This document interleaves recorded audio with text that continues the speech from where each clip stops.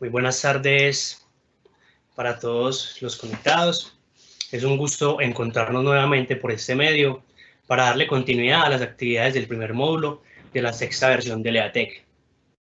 A quienes se nos unen por primera vez, les damos la bienvenida al evento en nombre del comité organizador EATEC 2020 y de la Corporación Universitaria Remington. Mi nombre es Carlos Granada, ingeniero civil de la Universidad Nacional, organizador del evento, y es un gusto poderles presentar al ingeniero Germán Vélez. Durante la exposición del ingeniero, se harán unas preguntas al público. Para participar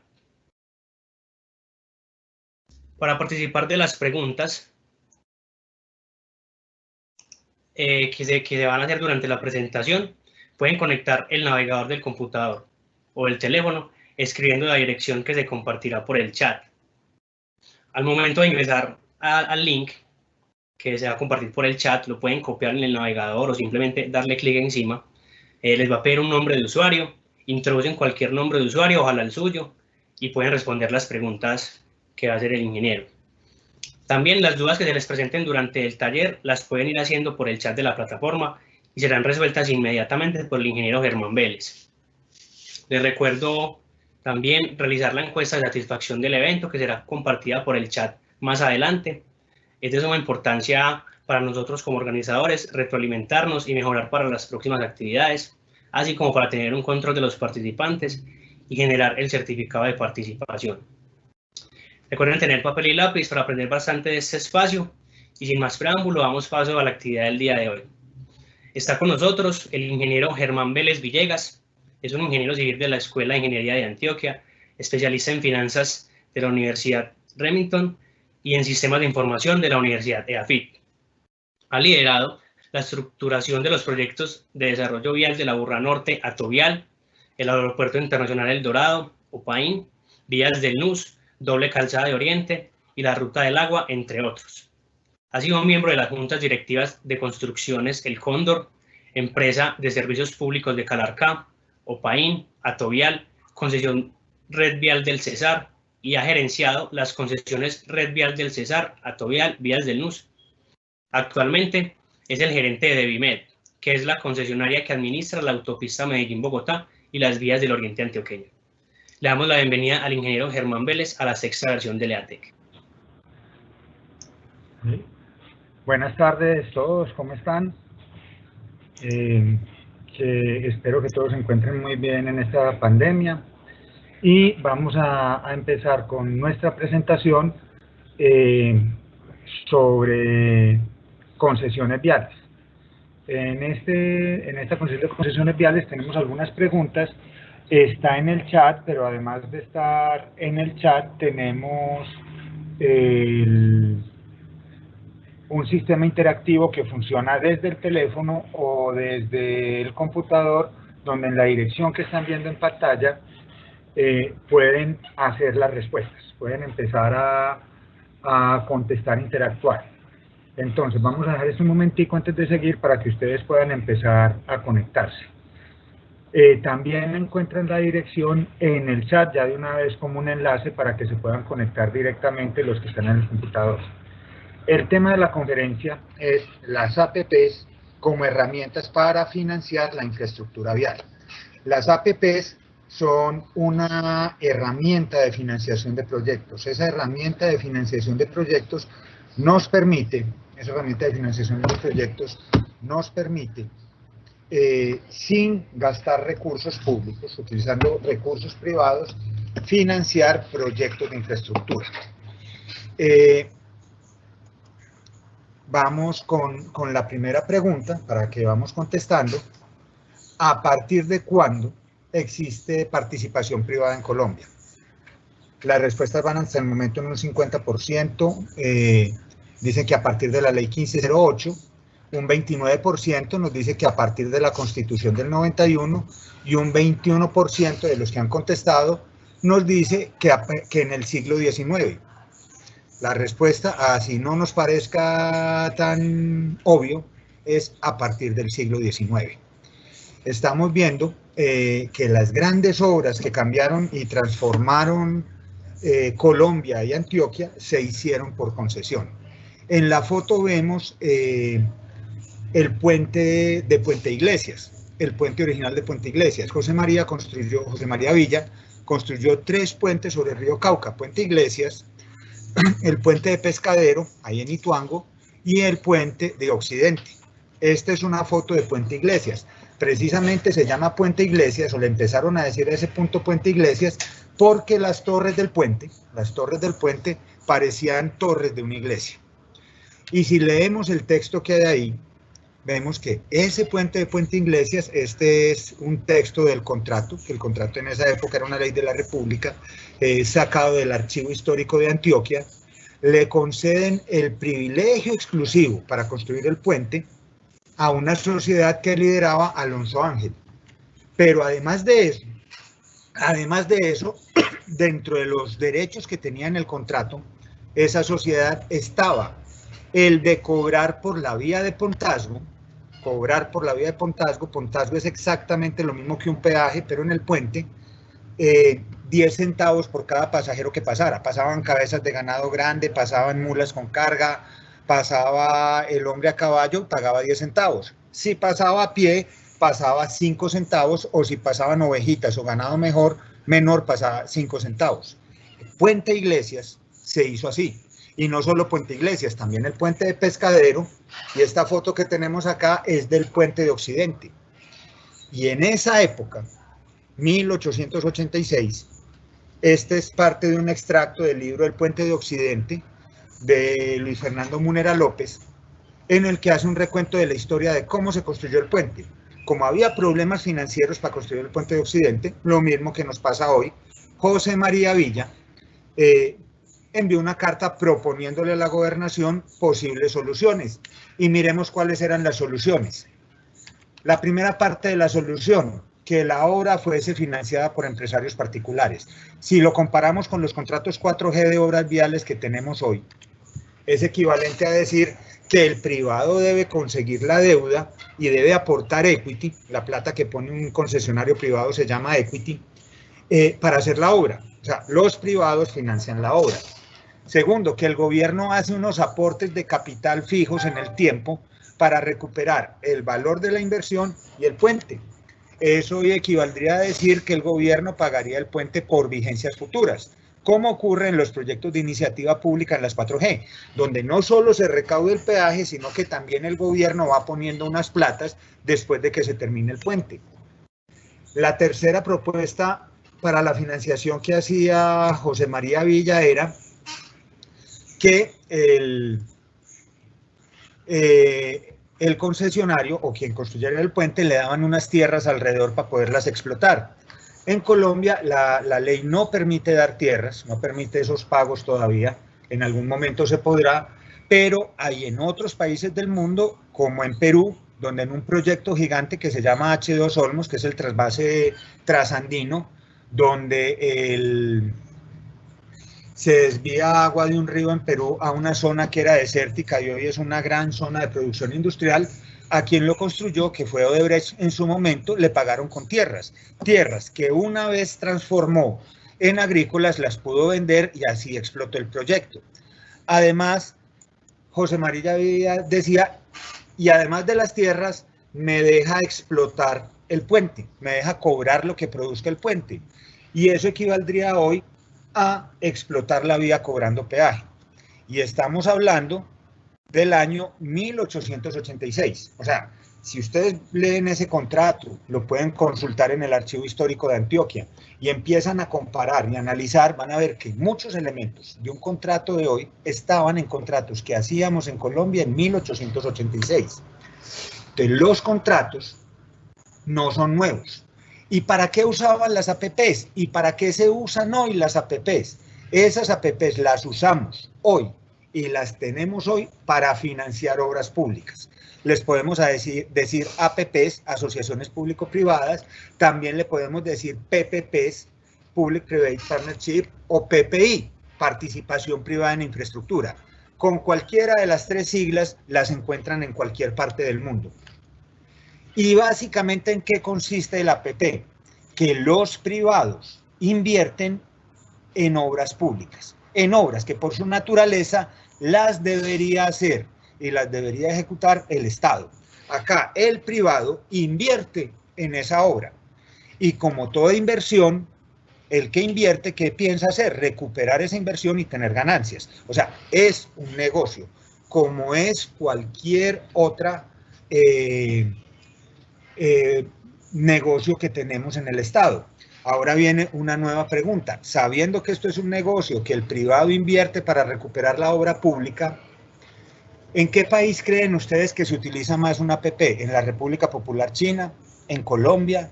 ¿En Estados Unidos? ¿En Brasil? ¿En Rusia? ¿A qué le apuntan ustedes que dónde se usan más las APPs?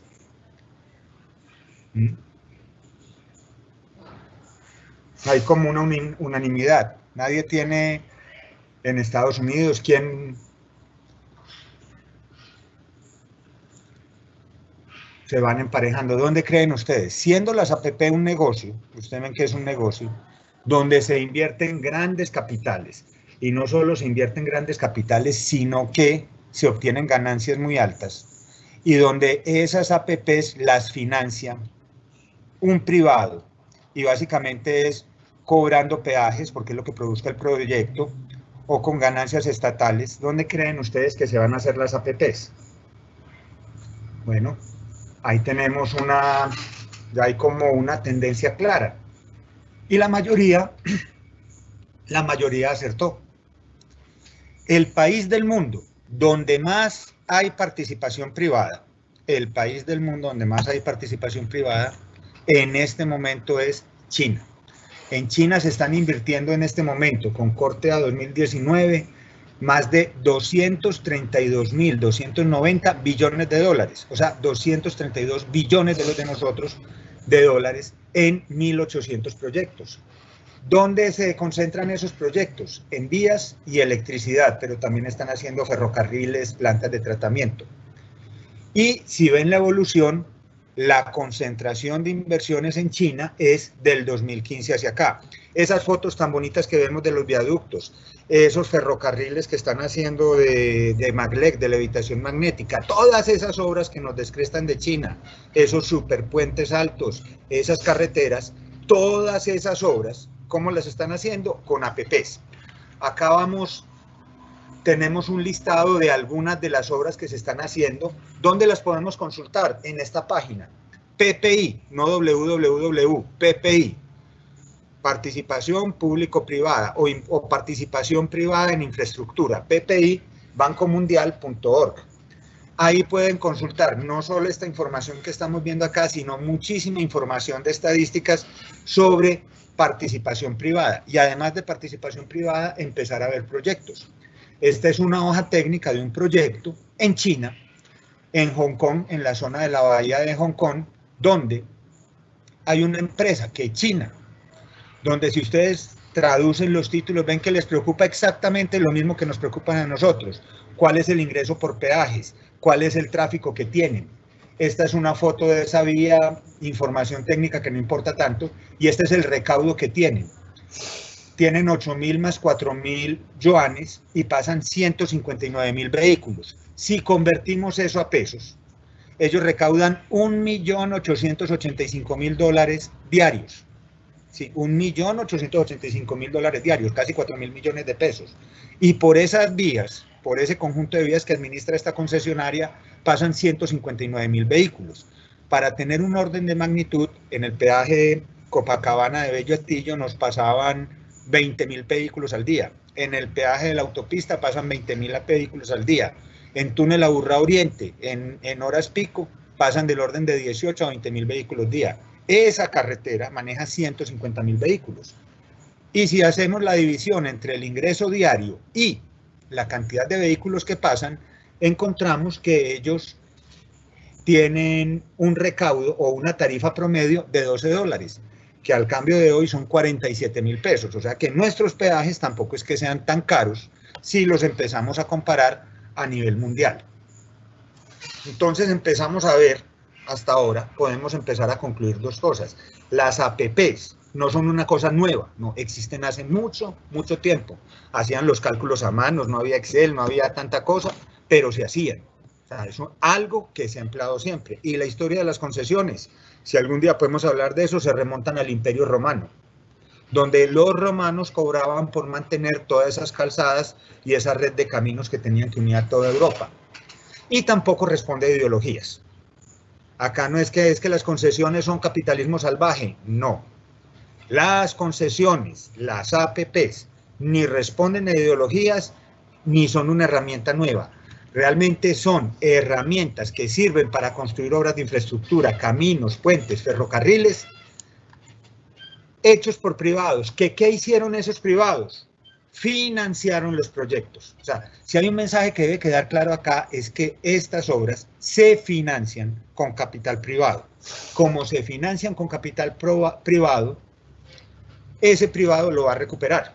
Los proyectos tienen que tener unas condiciones para poderse hacer. Entonces, como les digo, las APPs son un mecanismo de financiación de proyectos. Cuando hablamos de 4G y 5G, ¿en qué pensamos? ¿En los celulares, en tecnologías viales o en transmisión de datos a través de redes celulares? ¿Cuál creen ustedes que cuando hablamos 4G? ¿Qué piensan? ¿Tecnología de teléfonos celulares, transmisión de datos o coproyectos de concesión vial?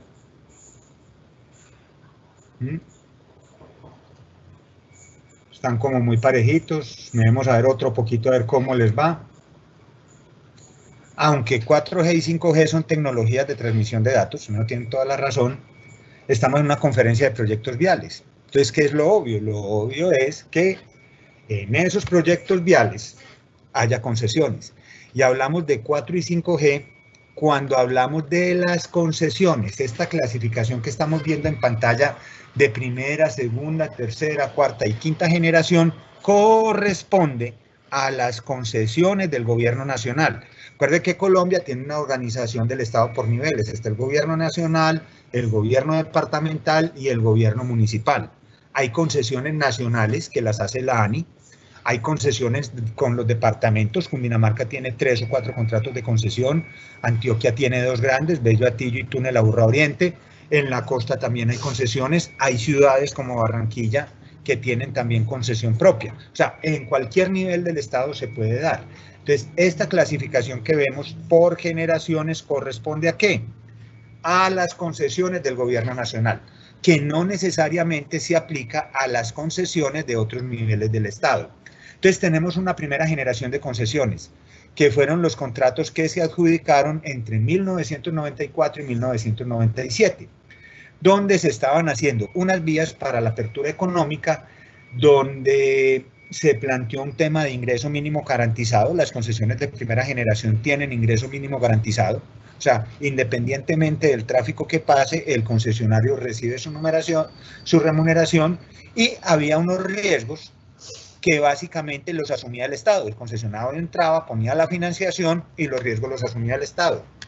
Después tuvimos una segunda generación de concesiones donde se aprendió muchas cosas de la primera, que dar garantías tan grandes como el ingreso mínimo garantizado no eran buenas para el Estado, donde estábamos hablando de riesgos y que una de las cosas buenas que tenía el sistema de concesión era poder compartir riesgos con ese particular.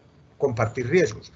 No necesariamente ya el Estado tenía que hacer todo. Las licencias ambientales, la compra de predios, ya no tenían que estar en cabeza del Estado. Los particulares podían comprar predios, los particulares debían tramitar licencias, y empezamos a hablar de asignaciones de riesgos.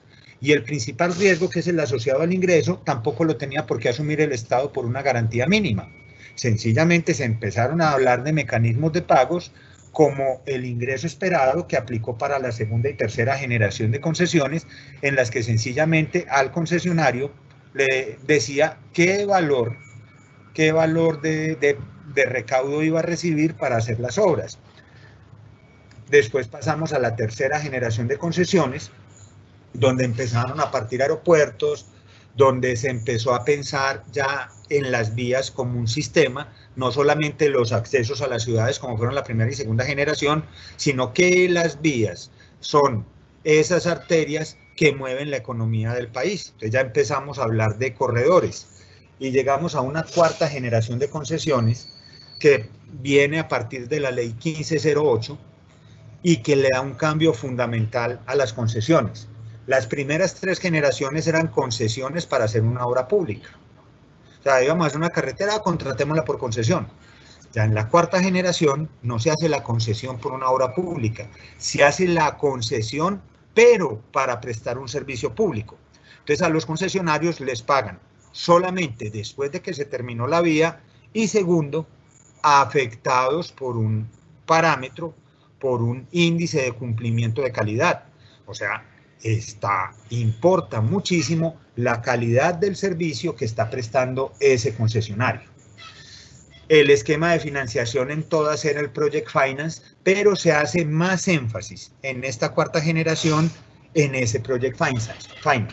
Y eso fue 2013-2020. Todos los proyectos grandes que estamos viendo ahora corresponden a las 4G. Y ya empezamos a hablar de la 5ª generación de concesiones. El mes pasado, no, en marzo, a finales de marzo, la ANI publicó la primera versión de revisión de los pliegos y los contratos de 5ª generación, que toman muchísimo de la 4ª, pero les hacen unas mejores, digámoslo así, unas mejoras desde el punto de vista de los riesgos, donde se le asignan todavía más riesgos al particular, y mejoras desde el punto de vista ambiental, de sostenibilidad y de relaciones con la comunidad. En la 4ª generación de concesiones se mejora sustancialmente la conectividad del país. Hay cantidad de obras en construcción. Esta obra corresponde a Concesión La Pintada, donde los túneles de Mulatos, que son 2, salen a un viaducto y nos van a acercar al eje cafetero. Los riesgos en la 4ª generación, básicamente la totalidad de los riesgos son asumidos al concesionario. El Estado ayuda parcialmente en los predios, ayuda parcialmente en los riesgos de traslado de redes y parcialmente en los riesgos ambientales. Y cuando hay problemas extremos, y problema extremo es que no se deja poner la caseta de peaje, o que hay que mover la caseta de peaje, o que no se suben las tarifas de peaje, el Estado asume esos riesgos. De resto, todos los demás riesgos asociados al proyecto son riesgos que debe asumir el concesionario. Que la obra costó más, concesionario, usted verá dónde va a sacar la plata. Que es que los predios costaron más, hasta el 70% de mayor costo de predios es asumido por el concesionario. Que es que tengo que cambiar la tecnología del puente porque es que pensé que era voladizos sucesivos y la luz no dio, yo que cambiarlo atirantado. Concesionario asume el mayor costo de ese puente. Es un contrato donde la mayor parte de los riesgos es del concesionario. Las obras se dividen en unidades funcionales. Señor. Hay una pregunta para usted. Te la hago, la hace, pues no está el nombre de la persona, pero es ¿cuál es el primer proyecto de 4ª generación en Colombia? El primer proyecto adjudicado de 4ª generación fue Pacífico 1, que se presentó un solo proponente y fue Odinsa, que en este momento está adjudicación, está en construcción, y esa foto que tenemos ahí en la presentación corresponde a Pacífico 1. Después se vino toda la primera ola y fue el que rompió, porque al principio todo el mundo estaba muy escéptico con el sistema, y al tener un oferente y poder adjudicar Pacífico 1, ya se vino esta avalancha que tenemos, donde empezamos con un solo oferente y se veía con escepticismo el sistema, y en las últimas licitaciones, en las de la tercera ola, ya había 10, 5 o 6 ofertas distintas para presentar al proyecto. Y tenemos un corredor gigante en Antioquia. En Antioquia hablamos mucho de las autopistas de la prosperidad. Las autopistas de la prosperidad, digámoslo así, mutaron a estos proyectos 4G, donde tenemos un eje que va de Medellín hacia el eje cafetero, que son los proyectos Pacífico 1 y Pacífico 2, uno va por Amagá, otro va por La Pintada, que empalman con Pacífico 3, que empalma con autopistas del café. Entonces nuestra salida al eje cafetero va en esos 3 proyectos. La salida hacia el Magdalena está en Magdalena 1, que es vías del NUS, y Magdalena 2, que es un contrato que tiene OHL, que es uno de los que más problemas tiene en este momento, pero al sustituir OHL ya están abriendo licitaciones para el contratista. Y para la salida al mar tenemos Mar 1 y Mar 2, donde en Mar 1 están haciendo el segundo túnel de Occidente y Mar 2 la llegada a Urabá. Entre Mar 1 y Mar 2 hay una obra pública que es el túnel del Toyo. Y esos proyectos se conectan con la salida al mar de Conexión Norte. Conexión Norte empata entre Magdalena 1 y Magdalena 2 para salir a Caucasia. Ahora vemos en un plano los proyectos, todos esos desatrancan Antioquia, porque Antioquia era un nudo gordiano de la comunicación, no había carreteras. Entonces no es que son proyectos para favorecer Antioquia, son proyectos que permiten la conectividad de toda la red nacional a través de Antioquia, que antes no se podía hacer. Entonces, volviendo al tema de las 4G, los proyectos se dividen en unidades funcionales, o sea, se hacen en tramos, donde cada tramo debe valer al menos 100.000 millones de pesos, ese es el valor de la unidad funcional aproximadamente, y sencillamente esa unidad funcional tiene que cumplir esa condición, quedar funcionando. Entonces, en la medida que se vayan terminando unidades funcionales, al concesionario le van pagando. Pero además de tener que tener ese concesionario, que terminar las unidades funcionales, le califican unos niveles de servicio. ¿Y qué le califican al concesionario? Que no haya baches, le califican que la pintura cumpla la retroreflectividad, que el pavimento cumpla el IRI, que el pavimento cumpla todos los indicadores técnicos de flexiones, de vida residual, que las ambulancias y las grúas lleguen en cierto tiempo, o sea, que en menos de 20 minutos haya personal de la concesionaria, que si se requiere ambulancia llegue en menos de 25 minutos, que hay media hora para tener la grúa, que si hay un evento que afecte la vía en menos de 4 o 5 horas esté despejado. Todo eso se mide, se le califica al concesionario y sencillamente tiene que cumplir. Porque si no cumple, le califican, le afectan su remuneración. Hay un factor de cumplimiento donde el concesionario le descuentan por no cumplir con los servicios. El plazo de toda esta cuarta generación es variable. Hay una cosa que se llama BPIP, que es el valor presente del ingreso. Entonces, cuando yo participo en una de estas licitaciones, digo, ¿qué valor presente del ingreso voy a recibir? Y mi contrato dura hasta que alcance el BPIP, con un plazo máximo de 30 años, que se puede prorrogar si a ese proyecto le hicieron una aprobación especial en el COMPES. Entonces se acaba, yo tengo dos posibles terminaciones del contrato, una cuando alcanzo el BPIP y la otra cuando alcanzo el plazo máximo. Que alcancé el plazo máximo y no recuperé la plata que yo pensaba, de malas. Ese es uno de los riesgos que se le traslada al concesionario. Si no alcanzó a recaudar la totalidad del ingreso durante la vida útil de su contrato, hasta ahí llegó. Hasta ahí llegó. No se puede, digámoslo así, hacerle más pago. Y no hay garantía sobre el tráfico. No existe garantía sobre el tráfico. ¿Cómo funcionan las 4Gs? En las 4Gs, señor. Preguntan si en la 5G el traslado de redes sigue tal cual como está en el apéndice técnico 5, basado en la ley de infraestructura. Sí, en la ley 1682, sigue igualitico. Lo que pasa es que ya cada vez más la ley de infraestructura, cuando salió la ley de infraestructura, era muy dura para los concesionarios y para el sector vial, porque las redes estaban todavía colocadas en la vigencia de la ley 1228, que es de 2008. En la ley de infraestructura básicamente lo que dice, si la red se colocó después de la vigencia de la ley 1228 de 2008, le corresponde a la entidad prestadora de servicio público trasladarla. Si la red se colocó antes de la ley 1228 de 2008, le corresponde trasladarlo al responsable de la infraestructura vial. En redes sigue siendo lo mismo, que es de las partes más duras, y siguen las mismas normativas, porque es que en las leyes siguen. Lo que cambia en la 5G es más la parte social y ambiental, y sobre todo en la parte social, porque ¿qué pasó con los contratos 4G? En muchas zonas se hicieron variantes sobre los municipios. O está el municipio, o hay un caserío, un centro urbano de un municipio, y pasa el puente por encima y el centro urbano está abajo. Aunque lo que se busca con esto son movilidad, que nos movamos rápido por Colombia, por eso la especificación es de 80 kilómetros por hora, radio de curva de más de 235 metros y pendientes máximas del 6%.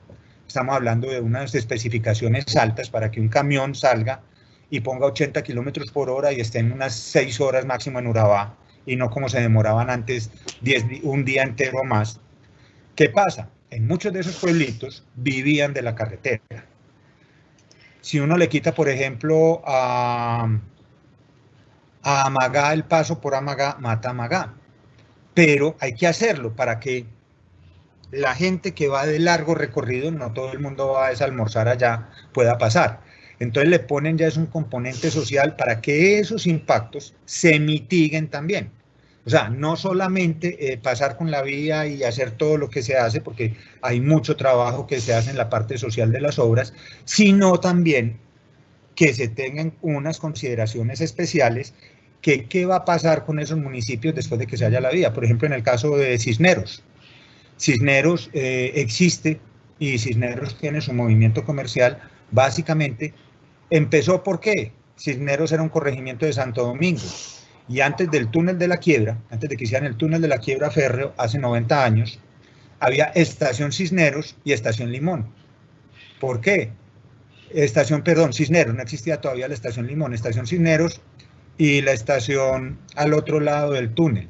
Paraban los trenes allá y la gente pasaba a pie. Entonces, como la gente paraba en Cisneros, se quedaba a dormir y pasaban el Alto de la Quiebra. Hicieron el túnel y se acabó Cisneros.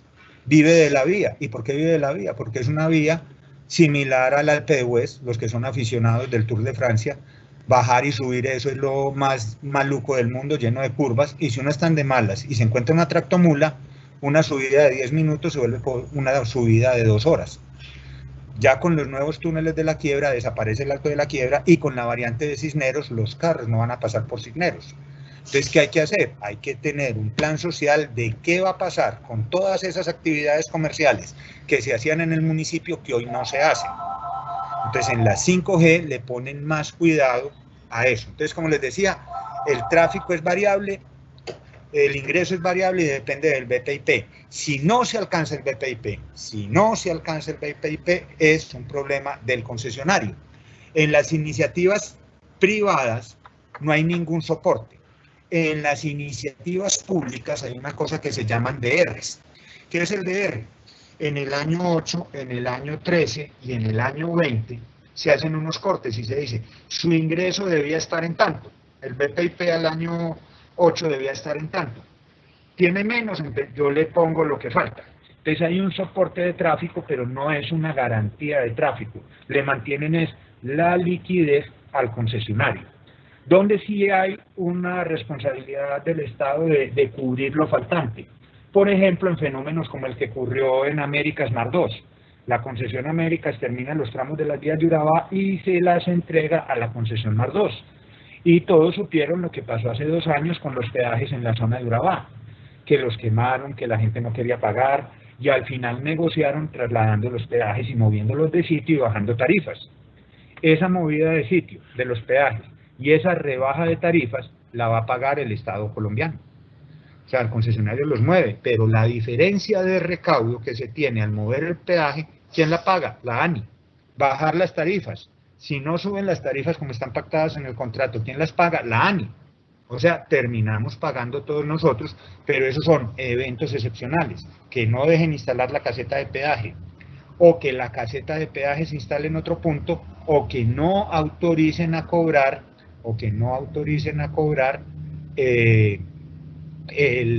las tarifas pactadas de peaje.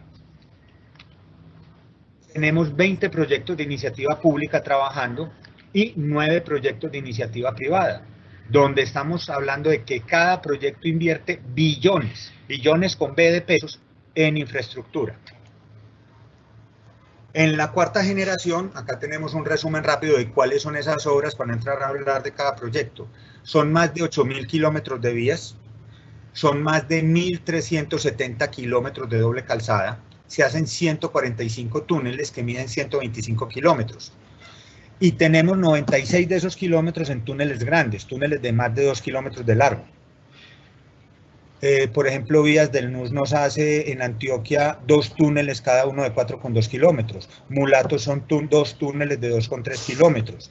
En Amagá están haciendo en la Sinifaná otro túnel que mide como 3 kilómetros y hay otros 2 túneles más abajo que está haciendo Pacífico 1. porque estamos haciendo unos diseños que por las especificaciones nos tocan hacer vías que prácticamente van rectas.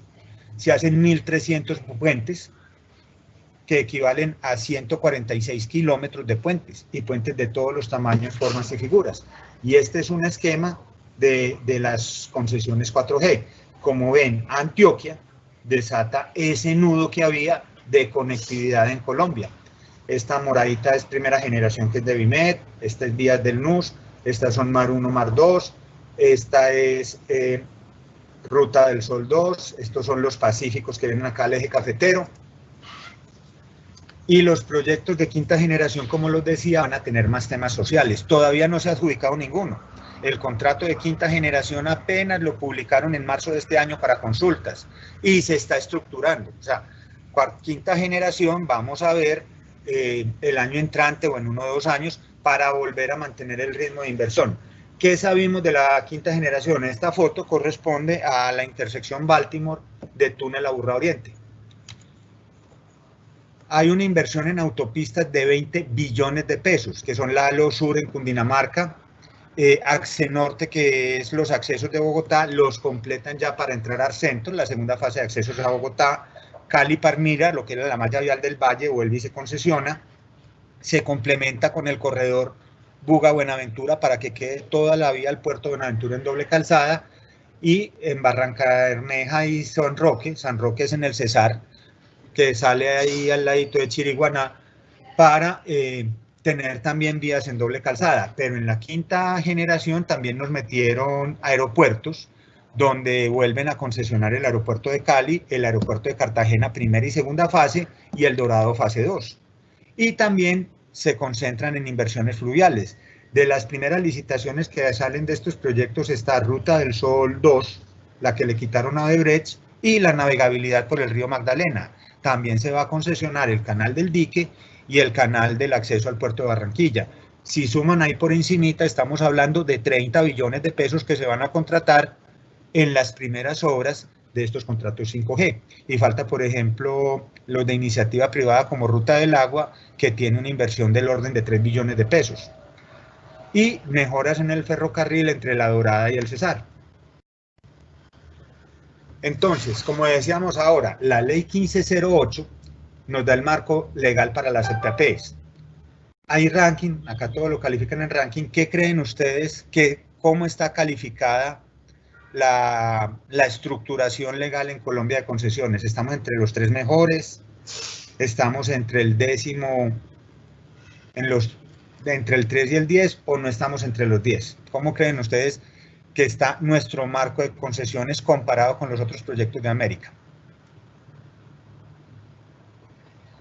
Vamos a esperar un momentico que otros vayan contestando, que haya más respuestas. ¿Estamos entre los 3 mejores? ¿Estamos en el lote de punta? ¿O ni siquiera estamos entre los 10 mejores en gestión de contratos? Sigan como opinando. Esperemos otro momentico.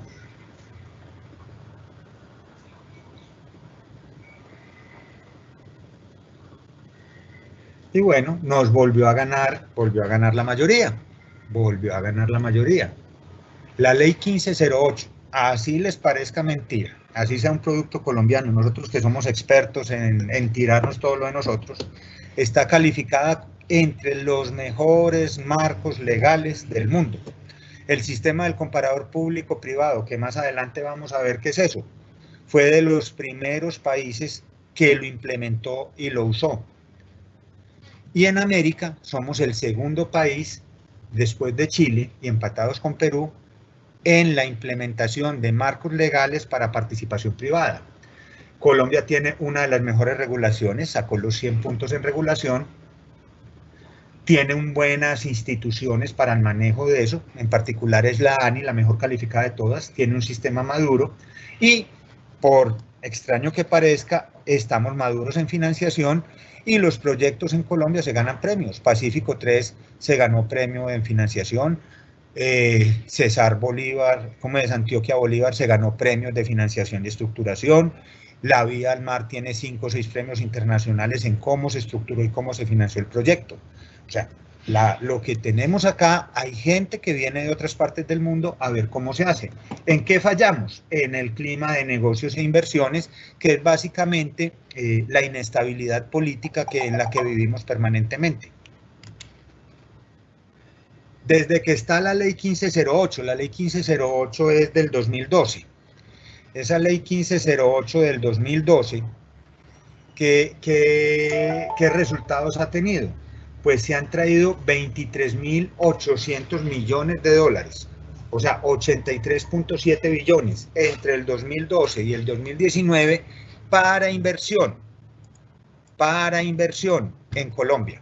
¿Y en qué? Particularmente en vías. Fíjense que la mayor parte de esta inversión va a vías, que le estamos desperdiciando en otro. Y si hacemos el zoom, esto también es sacado de esa página del Banco Mundial, uno puede mover este elevador y traerse al año. Si hacemos el zoom para los últimos 4 años, 2015-2019, se han invertido, o sea, los privados, los particulares han invertido en proyectos públicos 59 billones de pesos. O sea, estamos hablando de valores muy grandes y de oportunidades gigantes para la construcción de infraestructura vial. Este es un congreso de sostenibilidad, les tengo que decir, todos estos proyectos son sostenibles. Tienen unas normas inclusive más exigentes que las normas ambientales vigentes. Entonces uno saca la licencia ambiental y quedó contento, va a pedir la financiación. Hay una cosa que creo que se llama el Pacto del Ecuador, donde se reunieron todos los bancos de inversión del mundo, todos los bancos que invierten en infraestructura, y para hacer préstamos de estos tamaños a estos proyectos, les ponen unas condiciones ambientales especiales. Entonces no es suficiente con decir, mire, el proyecto cumple la legislación colombiana. Hay cosas, por ejemplo, algo que se llama hábitat crítico. Los que son ambientales saben eso qué es. En la legislación colombiana no se profundiza mucho en el estudio de hábitat crítico, pero si uno quiere que le presten para una concesión, uno tiene que demostrar que el espacio que está afectando su concesión no afecta el hábitat de ninguna especie en peligro de extinción.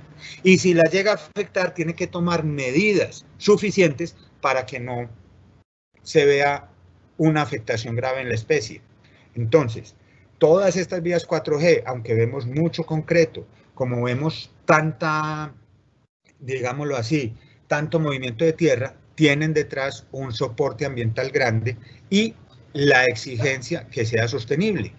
Estas fotos que vemos ahí son de los portales de los túneles de vías del NUS que deben estar operando el año entrante. Ya hicieron el cale, ya empataron. O sea, ya puede pasar uno por los 2 túneles al otro costado, entre Santiago y El Limón, y ya está, ayer o antier se dio al servicio la vía nueva sustitutiva entre Porcecito y los portales del túnel, y para el año 2021 Vías del NUS es una de las concesiones que debe entrar en operación. La ley 15, señor. Luego una pregunta ahí respecto a lo que mencionaba de la sostenibilidad. Hay una pregunta de Carlos Preciado y pregunta cómo te calcula el impacto social en las APP. Hay otra serie de preguntas, pero esta como sí, lo que no, está ahí, esta de la parte del impacto social. A ver, para hacer las vías se hacen muchos estudios. O sea, no es solamente el estudio, por decirlo así, de ingeniería vial, que mandamos la topografía, no. Se hacen estudios sociales, se evalúan las líneas bases, cómo impacta la vía a las comunidades aledañas, qué negocios hay en la vía, no solamente en el área de influencia, se determina un área de influencia directa, pero también se determina un área de influencia indirecta. Entonces, en eso se hacen estudios sociales. En la parte ambiental se hacen los estudios antrópicos, los estudios del medio físico y los estudios del medio biótico. Y en la parte social se empieza a revisar de qué vive la gente en la región, cómo lo va a impactar la vía, cuántos colegios hay, dónde quedan los colegios, qué le va a pasar a los niños. La vía va a traer un cambio de, digámoslo así, de actividad socioeconómica, porque muchas veces se hace la vía y lo que era algo agrícola se vuelve turismo o se va a volver lotes. Todas esas preguntas y todas esas cosas se hacen en el estudio social. Y los que trabajan en los proyectos 4G saben que hay un apéndice completo de manejo social del proyecto, donde la concesión no solo construye la vía, sino que al concesionario le toca sentarse a hablar con las acciones comunales y a hablar con las fuerzas vivas de cada zona, a hacer proyectos productivos. Y si ustedes ven los programas de televisión, también se comunica. Todas las concesionarias, por contrato, tienen que tener por lo menos una vez cada trimestre un programa de televisión de al menos media hora por un canal de alta sintonía en la zona. Hay que tener programas de radio. Si ustedes ven Teleantioquia a mediodía, van a encontrar que está abriendo caminos de vías del NUS, ven que están los de los contratos de Occidente, para que la gente sepa qué se está haciendo, y en esos ven los trabajos sociales que impactan a las comunidades. Y se hace todo un plan de manejo y de gestión social. De hecho, los concesionarios 4G y los 5G con más razón, hay una cosa que se llama Iniciativa de Indicadores, el GRI, que son los indicadores en el cumplimiento de los objetivos del milenio. Los concesionarios tienen que hacer el informe de indicadores para cumplir eso. Decir, por ejemplo, en la parte de equidad, cuántos hombres, cuántas mujeres trabajan, cuál es la brecha salarial entre hombres y mujeres. En la parte social, qué están atendiendo y qué están haciendo, las inversiones ambientales. O sea, no son proyectos solo de infraestructura. Nos hemos enfocado mucho en qué hace la vía, en qué son, no. Cuando ustedes se sientan y pueden entrar a la página del SECOP o al final a la página de la ANI, vean cualquier proyecto y empiecen a ver el apéndice social. Y empiecen a ver en las páginas de los concesionarios, porque cada concesionario tiene que tener una página web y poner pública toda esta información, los programas sociales que hacen los concesionarios. Entonces, programas de actividades productivas para reemplazar las actividades que se afectan, de capacitación en las zonas a las que van, en la parte ambiental, de hacer acueductos, hacer alcantarillados, porque donde yo uso recurso agua, tengo que invertir el 1% del valor del proyecto en mitigar el impacto y las afectaciones de recurso agua. Si yo talo un árbol, tengo que sembrar 5 o 6 en zonas especiales hasta garantizar que esos árboles que yo sustituyo crezcan y reemplacen el bosque. En Atovial, antes de salir de allá, habíamos sembrado más de 150.000 árboles en sustituciones de los árboles que talamos para construir la vía. Sigamos acá, lo que decía ahora, la ley 1508 pone la obra pública como si fuera un accidente. Ya el concesionario debe trabajar por prestar un buen servicio a sus usuarios. Debe trabajar por prestar un buen servicio a sus usuarios. Y si el servicio no es bueno, sencillamente le descuentan. Hay una cosa que nos descuidamos mucho, pero que es supremamente importante. Ustedes que todavía están estudiando, párenle muchas bolas a estadística, párenle muchas bolas a contabilidad. Ya es que yo soy ingeniero y no necesito eso, ¿no? Sí los va a necesitar. Y mucho más de lo que creen. Porque estos contratos son contratos de riesgos. Entonces, hay que definir y analizar los riesgos. ¿Y qué hay que definir y analizar de los riesgos? Hay que definir y analizar de los riesgos qué riesgos va a quedar el Estado y qué riesgos asumo yo y cómo voy a manejar y asumir esos riesgos. Y más importante, ¿cuánto valen esos riesgos? Lo que les decía ahora, ¿cómo hago yo para poderme comprometer a que tengo que tener una ambulancia en menos de 30 minutos en una zona donde ocurre un accidente? ¿Cuántas ambulancias tengo que tener? ¿Qué tengo que hacer? ¿Cómo manejo el tráfico? Todo eso son cálculos estadísticos. ¿Cómo manejo yo el riesgo de construcción? Por bien que haga la obra, el riesgo siempre va a estar ahí. ¿Cómo valoro ese riesgo y cómo lo calculo? Es estadística. Entonces, estos contratos implican una transferencia de riesgos entre las partes. Unos riesgos que se trasladan al concesionario y otros riesgos que retiene la entidad pública. Pero ¿cuál es la esencia del contrato? Ya la esencia del contrato no es hacer la obra, es que se preste un buen servicio y que haya una transferencia significativa de los riesgos a ese privado. Si ese privado va a hacer una inversión y va a ganar mucha plata, esa plata se la tiene que ganar asumiendo riesgos en ese contrato.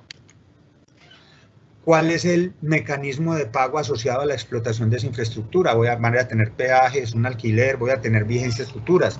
¿Cómo nos van a pagar? Y ese pago está asociado a dos condiciones. Uno, disponibilidad de la infraestructura. ¿Qué es disponibilidad de la infraestructura? Que haya terminado las obras. Entonces, el concesionario solo puede empezar a recibir ingresos cuando termina. Ah, pero es que en Amagá me están cobrando. Sí, señor, el peaje sigue cobrando, pero toda la plata se va a una cuenta en la fiducia que es de la ANI. O sea, todo lo que ha recaudado el peaje de Amagá, ¿dónde se está quedando? En la ANI. Y lo maneja la ANI y está en una cuenta de la fiduciaria. ¿Cuándo va a recibir el concesionario de Pacífico 1 el recaudo del peaje de Amagá? Sencillamente lo va a recibir el día que empiece a entregar unidades funcionales. Ellos no han recibido ni un centavo. Las obras de estabilización en la Sinifaná, los túneles que ya están muy avanzados, los viaductos que ven en construcción, todas esas inversiones que ustedes ven han sido hechas con recursos del concesionario porque no le han pagado. Si van por Pacífico 2, muchas de las obras de Pacífico 2 están sin terminar todavía por las unidades funcionales. No han recibido plata por eso. Solo están recibiendo la fracción que les corresponde por la unidad funcional que entregaron en diciembre del año pasado.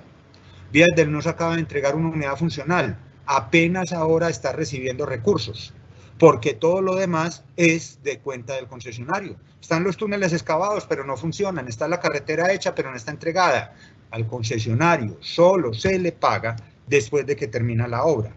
Y no solo se le paga después de que termina la obra, sino en función de la calidad del servicio que está. Sí, ingeniero, ahí bueno, que tocó el tema del cobro, pues, y de los peajes de las unidades funcionales. Hay una pregunta de Alejandro. Dice, el modelo actual 4G para proyectos y dada su magnitud se divide en tramos, pues por ejemplo, pues Pacífico 1, 2 y 3. Luego cada concesión financia su proyecto mediante los peajes, ¿cierto? Por lo que un solo proyecto tendrá tantos peajes como concesiones, cosa que puede ser inconveniente, puesto que en ciertas ocasiones puede ocurrir en el caso de que un tramo de 200 kilómetros como Urabá contenga más de un peaje, encareciendo el desplazamiento. Es como un contexto que da Alejandro, y la pregunta es, ¿no es posible que exista un modelo donde el cobro del peaje esté en función de la distancia recorrida o el cambio de la región más por el cambio de concesión? A ver, la pregunta son dos. Primero, que haya más peajes no quiere decir que sea más caro desplazarse, porque una cosa es ir, si vos fuiste a Urabá antes, vos sabías lo que era pasar por el Cañón de la Llorona. Uno sabía que se iba para Urabá en carro, pero no sabía cuánto se iba a demorar y si iba a llegar. Entonces la vía ha evolucionado mucho. Ya vamos a poder decir, Urabá nos va a quedar entre 3 y 5 horas. Si somos carro particular va a quedar a 3 horas. Urabá va a quedar para ir de fin. Hay puente, nos vamos para la playa de Arbolete, nos vamos para la playa de Necoclí, porque nos va a quedar muy cerquita. Que no soñábamos con eso. O sea, va a ser más caro, sí, pero en los costos de transporte el peaje ahorra. Y viene la segunda parte. Sí hay modelos, y de hecho la ley colombiana dice que se debe pagar por recorrido. ¿Qué nos mata a nosotros? Que nosotros todo lo hacemos como a medias. Los que han tenido oportunidad de ir a otros países, cuando van a una vía, y si tienen ahora acceso internacional a internet, busquen la definición de una autopista. ¿Qué es una autopista? Según la OSD, nos matamos para entrar a la OSD y veamos la definición de autopista de OSD. La principal característica de una autopista es que es una vía rápida para vehículos, no para ciclistas, para vehículos, que está aislada. Ustedes van y cogen una Turnpike en Estados Unidos o cogen una autopista en Panamá y no van a ver lo que vemos aquí, que cada 100 metros hay una entrada a una finca, que tenemos estaderos por todas partes, que no hay forma de hacer eso. Entonces, en otras partes del mundo, ¿cómo funcionan los peajes? Como la autopista es una línea aislada, una vía rápida por la que pueden ir los carros a toda velocidad, donde no te encontrás con ciclistas, donde no hay estadero y no hay nada, y donde todas las salidas y entradas son a desnivel. Ustedes van a llegar a un pueblito y encuentran un puente y salen a desnivel. Se paga una tarifa muy baja al principio y en función de donde sale el carro, se le cobra el resto de la tarifa. Como es aislada y no está lleno de estaderos y bombas de gasolina, más o menos cada 70 millas se encuentran zonas de descanso con bomba de gasolina, centro comercial y hotel, que sencillamente son del concesionario. Entonces, la tarifa es muy barata porque hay unos ingresos comerciales que son muy importantes. ¿Y por qué los puede manejar el concesionario? Porque la cesión es exclusiva. Si se acuerdan las palabras del contrato, y es un contrato de 1881, el de José María Lince con Ángel, se le concede privilegio exclusivo de explotar el puente. En otros países esos privilegios exclusivos todavía existen, pero acá, si yo pudiera decir, tengo una autopista, solamente tengo salidas para las cabeceras municipales y sencillamente no hay estaderos y no hay nada, y toda la comida y toda la gasolina que se vende en la autopista del concesionario, te he puesto que las tarifas de peaje bajaban. Y si yo tenía ese control de accesos a ese nivel, se podría poner unas tarifas donde yo entro y pago 1.000 pesos, y a la salida cercana pago 2.000, y a la salida que sigue otros 3.000, en función de la longitud que uso de la autopista, que es lo que pasa con la concesión costera y en los peajes urbanos, que uno va pagando en la medida que puede usar la vía. Acá, desgraciadamente, por la forma como funcionan las vías, no se puede pensar en un contrato por tramos, donde yo digo, no, arrancamos en la autopista, entonces en toda la entrada de la autopista me pagan 1.000 pesos. No, llegamos a las partidas para Guarne, entonces en las partidas para Guarne, o llegamos al Alto de la Virgen, me pagan otros 2.000. No, llegamos ya a las partidas para Guarne, me pagan otros 2.000. El carro que fue hasta un lado, pagó 5, hasta Guarne pagó 5. El que fue hasta el Alto de la Virgen pagó 3, pero siguió derecho y se fue hasta el santuario, ahí sí paga los 10.000. Eso sería lo justo. Y así es como está pensado el sistema. Lo que pasa es que no funciona por la cantidad de entradas y salidas que hay en las vías que nosotros tenemos. Bueno, entonces, volvemos a esto, el pago depende de la disponibilidad de la infraestructura y del nivel de servicio. Ese que tenemos ahí es el viaducto del Gran Manglar en la Ciénaga de la Virgen en Cartagena, construido por Mario Huertas. Ese proyecto se ganó inclusive premios ambientales, porque si ustedes ven, está construido sobre el manglar mantiene el ecosistema, no hace nada y está funcionando, y es Colombia, y hecho por colombianos. Entonces, los proyectos 4G, una de las características que tienen es la sostenibilidad, y esa iluminación blanquita que ven ahí es toda LED, que permite ahorros, y no solo es LED, sino que si ven con detalle los postes, ven que cada poste tiene una cosa encima, es una celda solar, es iluminado con LED y con celdas solares. Y como está sobre la ciénaga, no se ve ahí, pero debajo de cada sistema de drenaje hay tanque que recoge el agua, la sedimenta, para que no le vaya a caer el agua directamente de la vía a la ciénaga. Y si tienen curiosidad y empiezan a investigar la parte ambiental de esto, ven cómo la fauna y el recurso ícteo, los pececitos y las aves, han aumentado desde que se hizo el viaducto, por el manejo ambiental que ha hecho el concesionario, porque las pilas se convirtieron en especies de zonas que permitían la reproducción de los peces. Cuando hablamos de APP, debemos partirlas en APP de iniciativa pública y de iniciativa privada, como lo dice su nombre. Si el originador es público, es una iniciativa pública, y un originador público es la ANI. Una pregunta que ahí mencionó también el tema ambiental de esta concesión, y es que si hay diferencia entre el tema ambiental y el tema social en las concesiones. A ver, hay un área, o sea, normalmente hay 3 áreas que estudia la parte ambiental: el antrópico, que es la gente; el físico, que son materiales, agua, rocas; y el biótico, que son los animalitos y las plantas. O sea, en la licencia ambiental se toca un tema social, pero además del tema social que se toca en la licencia ambiental, hay un plan de gestión social que complementa el trabajo meramente ambiental. Una cosa es el impacto ambiental que se le causa a las personas, y otra totalmente distinta es el impacto económico, el socioeconómico. Acordate lo que hablábamos, por ejemplo, de poblaciones que viven de la vía. ¿Qué vamos a hacer con los negocios que viven de la vía? Hay que hacer algo, hay que capacitarlos en otra cosa, porque ustedes van por una carretera que era calzada sencilla, y si vas a hacer una vía por otro lado, ¿de qué va a vivir?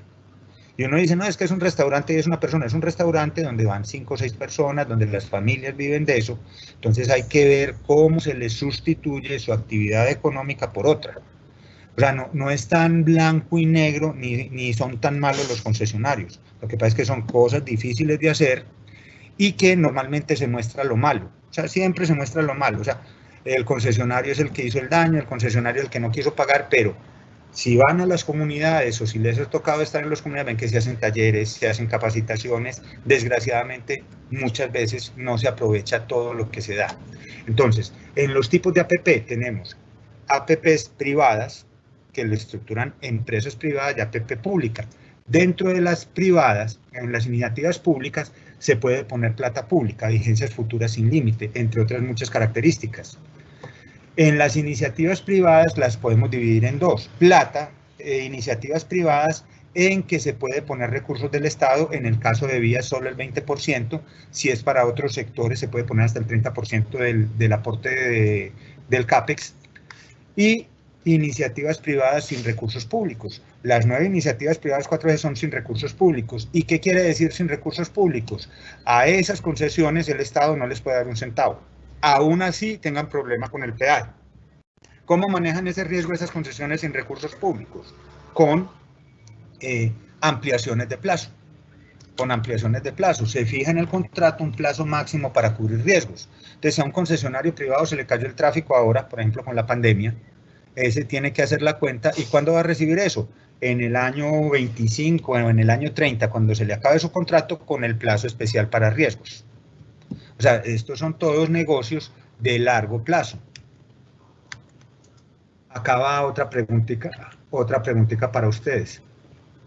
Harían un negocio en el que tienen que invertir del orden de 0.5 billones de pesos, 0.5 billones, 500 mil millones de pesos, y lo recuperan en los próximos 30 años, corriendo todos los riesgos de una concesión. Porque básicamente ese es el negocio de la concesión.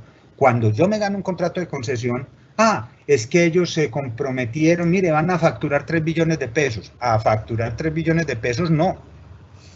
Cuando yo me gano el contrato de concesión, yo me estoy comprometiendo a conseguir 3 billones de pesos para hacer la obra. El concesionario normalmente no construye. El concesionario contrata a un constructor, le hace un contrato a suma global, y ese contrato a suma global que le hace el concesionario está ahí. Pero lo que dijimos, el concesionario reemplaza esa función del Estado de hacer la obra. Cuando yo me gano un contrato y dicen que la vía vale 2 billones de pesos, lo que quiere decir es que yo como concesionario pongo los 2 billones de pesos y los cobro en los 30 años siguientes con el peaje. Bueno, acá dicen que sí lo harían, tienen mucha plata y muchas cosas de riesgo. Entonces, ¿cómo funciona? Entonces, acá vamos a hablar de un promedio de los proyectos 4G. Cada proyecto 4G invierte más de 1 billón de pesos.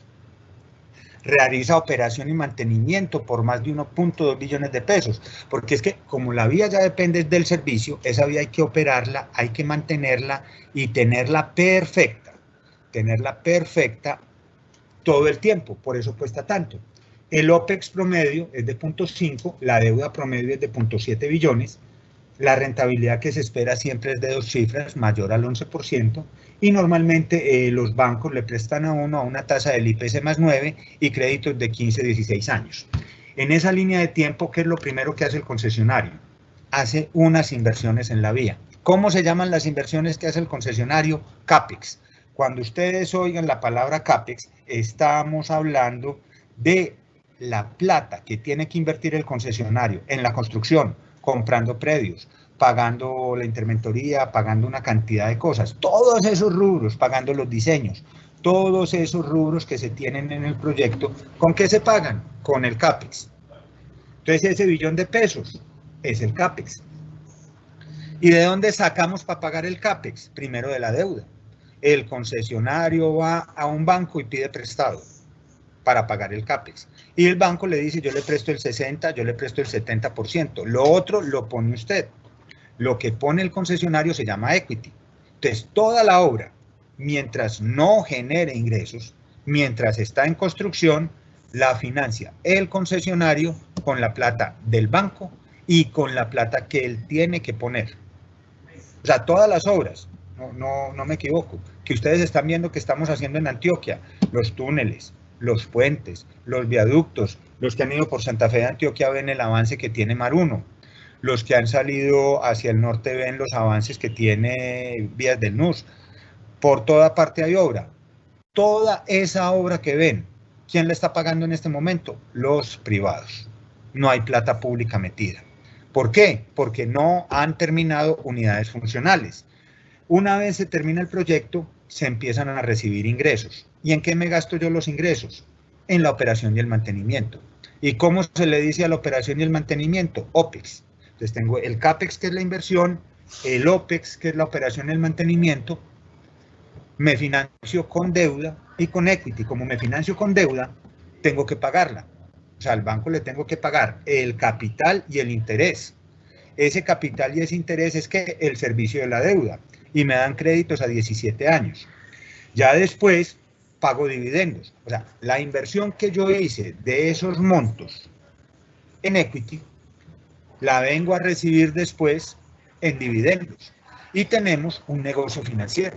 Lo que se ve es la rentabilidad de ese equity con esos dividendos. Y ustedes ven en las noticias que hay concesionarios que terminan y venden la concesión, porque el negocio es financiero. O sea, es un negocio netamente financiero.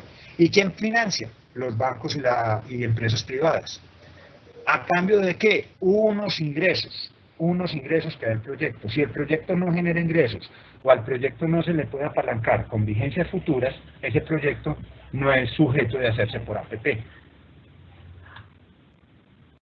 Acá otra preguntita. A ver si sale.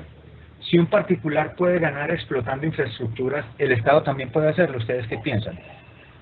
Si el concesionario puede con los peajes pagar la obra, y no solamente puede con los peajes pagar la obra, ¿el Estado no podría hacer lo mismo? ¿Para qué hago la concesión si el Estado puede ganar? Si el Estado también puede ganar. Entonces, ¿qué sentido tiene darle el negocio al particular? Que esta ha sido la única que es unánime. Bueno, ya aparecieron los que no son unánimes. Pero, ¿qué puede pasar? O sea, si un concesionario hace una obra, se endeuda para hacer la obra, pone plata para hacer la obra y después libra todo con el cobro de peajes, ¿el Estado no puede hacer lo mismo? Claro que sí puede hacer lo mismo. Vuelve a ganar la mayoría. El Estado sí puede hacer lo mismo. Entonces, la ley 1508 implementó un modelo que se puede mejorar todavía, pero es un modelo bueno, que se llama el comparador público-privado. El nombre se lo pusimos acá en Colombia, mundialmente se conoce como valor por dinero. O sea, el Estado tiene también que, cuando define que se va a hacer una concesión, revisar que sea negocio para él. ¿Y por qué revisar que sea negocio para él? Sí, yo voy a hacer el peaje, ¿por qué no me quedo con el peaje y hago el proyecto por obra pública? Entonces, surge un modelo que se llama el comparador público-privado. Entonces, además de ese flujito tan bonito que vimos en la diapositiva anterior, el Estado debe revisar. ¿El proyecto se paga? Sí. Ah, muy bueno que el proyecto se pague, pero debe revisar el comparador público-privado para poder decidir. ¿Y decidir qué? Ese proyecto es muy bueno, está dando plata, lo puedo hacer yo como Estado por obra pública. O, si no me genera plata, contrato a un privado que esté dispuesto a correr los riesgos. Y para mí es más barato. Entonces, el comparador público-privado es un análisis que hace la entidad pública. Ese análisis lo hace el Departamento Administrativo de Planeación Nacional en el Gobierno Central o las Secretarías de Planeación en los municipios y en los departamentos. ¿Y qué analiza y qué estudia? Analiza y estudia que ese proyecto sea negocio para el Estado. ¿Y qué significa que sea negocio para el Estado? Si lo vamos a hacer por obra pública, como se contrata normalmente, o si vamos a ocurrir a un mecanismo de financiación como la APP. Entonces, básicamente, ¿qué hace el comparador público-privado? Compara el proyecto público, compara el proyecto público y compara el proyecto de APP a ver cuál de los dos se ejecuta mejor para el Estado o cuál de los dos genera valor por el dinero que se invierte en el proyecto. ¿Qué se tiene en cuenta para este comparador público-privado? Se tiene en cuenta los riesgos. Y empezamos a hablar de dos conceptos de riesgos. ¿Se acuerdan que al principio hablábamos del traslado de riesgos? Entonces, ¿qué tenemos que ver? ¿Qué riesgos se le van a trasladar al privado y cuánto valen? ¿Qué riesgos se van a retener en el Estado y cuánto valen? ¿Cuál es el valor de la obra? ¿Ese proyecto va a generar ingresos? ¿Cuánto vale el ingreso del proyecto? ¿Cuánto vale administrar el contrato? ¿A ese proyecto le vamos a dar o no le vamos a dar vigencias futuras? Todas estas son preguntas que se tiene que hacer el Estado para comparar los proyectos. Y viene la parte de riesgo, pero le decía, párenle bolas estadística. Y si el profesor de estadística llega con el ejemplo de que puse un restaurante, ¿cuántas mesas necesito? Díganle que más bien les diga, vamos a analizar el riesgo de un proyecto, cómo analizo la variación del valor de los predios, cómo analizo la variación del valor por la no terminación oportuna. Que esas son las preguntas de estadística que tenemos que resolver en estos proyectos. Entonces el comparador hace un diagrama de este estilo. Hay un riesgo retenido, que como les dije, es el valor de los riesgos a valor presente, que hace que retiene el Estado. ¿Y cómo así que retiene el Estado? Sí, con los que se queda, lo que decíamos, parcialmente los predios, lo de los peajes, ¿cuánto valen los riesgos que tiene el Estado? Y se hace el análisis a un 95% de certeza del valor del riesgo. Además, ¿qué hay que pagar para el proyecto? El costo base. ¿Qué otros hay para el proyecto público de referencia, para la obra pública? Los riesgos que se transfieren. Como estamos haciendo la obra pública, el Estado se quedó con los riesgos. Entonces, ¿cuánto vale los posibles sobrecostos de obra? ¿Cuánto vale no terminar a tiempo? ¿Cuánto vale el riesgo de no conseguir la financiación? ¿Cuánto vale el riesgo cambiario, que está muy de moda ahora con los resultados de PM? Si me endeudé en dólares y el dólar subió, ¿qué pasó? Todos esos riesgos del proyecto son los que normalmente se transfieren. Entonces, ¿cuánto le cuesta a una entidad pública? Acuérdense que aquí estamos parados como si fuera una entidad pública. El proyecto, lo que vale el proyecto, más el riesgo que retiene, más el riesgo que traslada.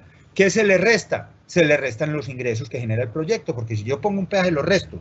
Entonces, sumamos lo que cuesta, restamos lo que entra y tenemos el costo del proyecto por obra pública. Ahora vamos al otro ladito y tenemos el proyecto por APP. ¿Qué le cuesta al Estado? Desde el punto de vista del Estado, le cuesta el riesgo retenido. El riesgo retenido, que es el riesgo que de todas formas se quedó en el Estado. Fíjense que aquí ya no aparece el riesgo transferido. Sencillamente al Estado, como esto es el costo desde el punto de vista de la entidad pública, ya el riesgo transferido no existe. ¿Por qué? Porque ese riesgo se lo pasaron al particular, por eso se llama transferido. Tampoco está el costo de la obra, es que no van a hacer obra, no. Es que la obra la va a pagar el privado. Entonces, los riesgos transferidos y la obra la pagan ¿quién? El privado. Que hay unos aportes públicos, entonces los aportes públicos se suman. Y hay un costo de administración de ese contrato en la entidad pública. La suma del riesgo retenido, que es el que le queda al Estado, del costo de administración y de las vigencias futuras, es el costo del proyecto de APP. Se compara el costo del proyecto por obra pública y el costo del proyecto APP, y la diferencia entre los dos se llama valor por dinero. ¿Y cuál de los dos se hace? El que cueste menos, el que más valor por dinero le genere al Estado. Entonces, si yo lo encontré, se puede hacer por concesión, no salgo corriendo a contratar la concesión, reviso si ejecutando ese proyecto desde el Estado me sale más favorable. Veamos un ejemplito numérico. Ingeniero, aquí, ya que habló del tema de los riesgos, hay varias preguntas pues, respecto a eso, y ya que tenemos el gráfico ahí, pues yo creo que sería bueno para responderlas. ¿Cierto? La primera pregunta es sobre si en las vías 4G hay alguna garantía sobre el tráfico. Con ese tema no hay garantía sobre el tráfico. El tráfico o el riesgo comercial es un riesgo transferido completamente al privado, por eso trabaja con un BPIP. Entonces el BPIP es 1,2 billones de pesos, eso hay que aplicarle un factorcito porque incluye también, se descuenta también con intereses. Entonces básicamente lo que le están diciendo al concesionario, mire, cuando usted recaude 5 billones de pesos, pare, se acaba el contrato. Y el segundo componente es el plazo. Si usted fue a los 25 años, que duran casi todos los contratos de iniciativa pública, y no recaudó esos 5 billones de pesos, de malas, se le acabó su plazo. ¿Qué hay en los contratos de iniciativa pública? Los de iniciativa privada no lo tienen. Lo que les decía ahora de los DRs. ¿Qué es DR? Diferencial en el recaudo. Entonces, en el año 8, en el año 13 y en el año 20 se hace una revisión. ¿Y cuál es la revisión que se hace? La revisión que se hace es, usted en el año 8 debía tener 1 billón recaudado, debía tener 500.000 recaudado y ha recaudado 400. Tome los 100 que le faltan. Le tratan de hacer el BPIP y el riesgo grande está en los últimos 5 años, donde no alcance a cumplir el contrato. Listo. Hay otra pregunta respecto a riesgos sobre la pandemia, ¿cierto? Sobre, como por ejemplo, esta pandemia en la que el tráfico en las vías se ve tan afectado, ya que no se permite salir. ¿Hay alguna forma de que la empresa pueda cambiar los tiempos de concesión para poder recaudar lo que tenía previsto? ¿O eso hace parte de los riesgos? No, eso está entre los riesgos, pero se está negociando todo. Entonces tenemos, en Colombia en este momento hay de primera, de tercera y de cuarta generación operando. Los contratos de primera generación no tienen problema, porque como tienen ingreso mínimo garantizado, entonces sencillamente con el ingreso mínimo garantizado, el recaudo está pactado. Entonces sencillamente nosotros, por ejemplo, en Devimed, que somos primera generación, en enero que se hace el aforo, me dan lo que no recaudé. Yo tenía que recaudar tanto al año, recaudé esto, la diferencia me la pagan. Entonces, primera generación no tiene problema. Segunda generación y cuarta están negociando, porque dependen del tipo de contrato, si es iniciativa pública o es iniciativa privada.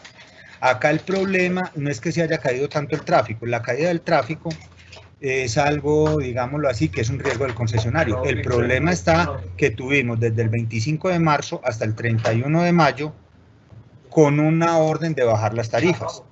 ¿Y se acuerdan quién asumía el riesgo de bajar las tarifas? El Estado. La ANI dijo, van a cobrar tarifa cero,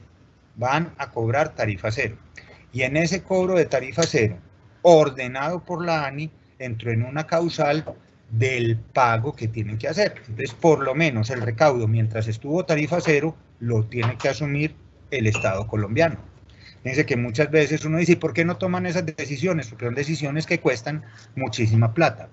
Ya la negociación gira en torno a la parte de todo lo que hay que hacer por los protocolos COVID, que cuestan mucha plata, más la reducción del tráfico, porque la causa de la reducción del tráfico no es un fenómeno normal, es una orden que están dando los alcaldes y una orden que está dando el gobierno nacional a la gente de no salir a las vías.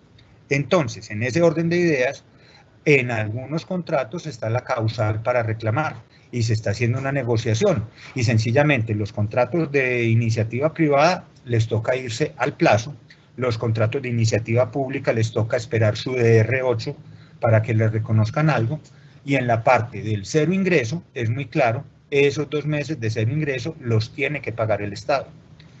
Entonces, volviendo al comparador público-privado, acá tenemos un caso ya con números. Entonces tenemos nuestro proyecto público de referencia y el proyecto de APP.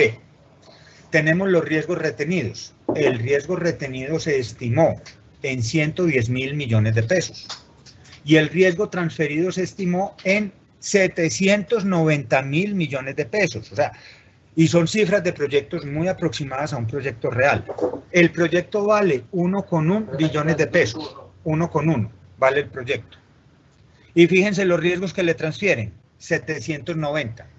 Casi el 70% es riesgos estimados a un 95% de probabilidad de ocurrencia.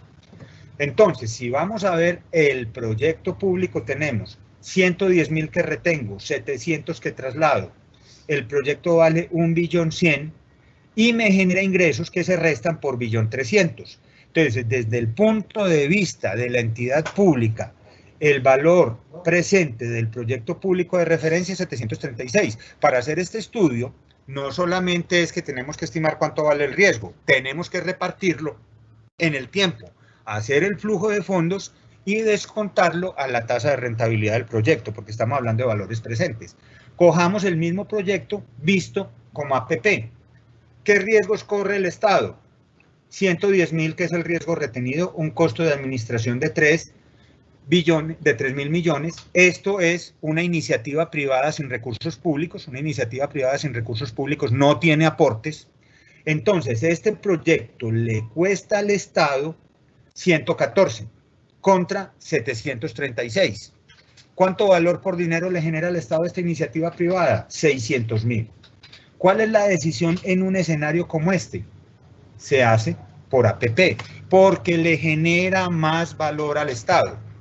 No porque el privado es muy querido, no porque es que dice, no, es porque al Estado le sale más negocio hacerlo por APP. Veamos el mismo escenario, pero con aportes públicos. Acá ya le metimos unos aportes de 1,5 billones de pesos para ayudar a financiar el proyecto. El proyecto público de referencia queda igual en los 736, pero en el momento de yo hacerle vigencias futuras por 1,5 billones, el costo del proyecto APP se sube a 1.600.000. ¿Qué quiere decir? Que ese valor por dinero, como es la resta del público menos el privado, da 877. ¿Cuál sería la decisión en este escenario? Mire, este proyecto está bueno, pero lo voy a hacer por obra pública. ¿Por qué? Porque si lo hago por obra pública, yo pongo los peajes, yo Estado lo administro, me estoy ganando 877.000 millones de pesos. Estoy generando un valor por dinero de 877.000. Es que eso lo hacen con riesgos y es trampa, ¿no? Son riesgos estimados al 95%. El modelo tiene muchas cosas para ver, pero ¿qué estamos viendo? Estamos viendo un análisis y una herramienta adicional para decir, si va a haber participación privada en infraestructura, va a ser una participación privada que sea negocio, no solo para el privado, sino también para el Estado.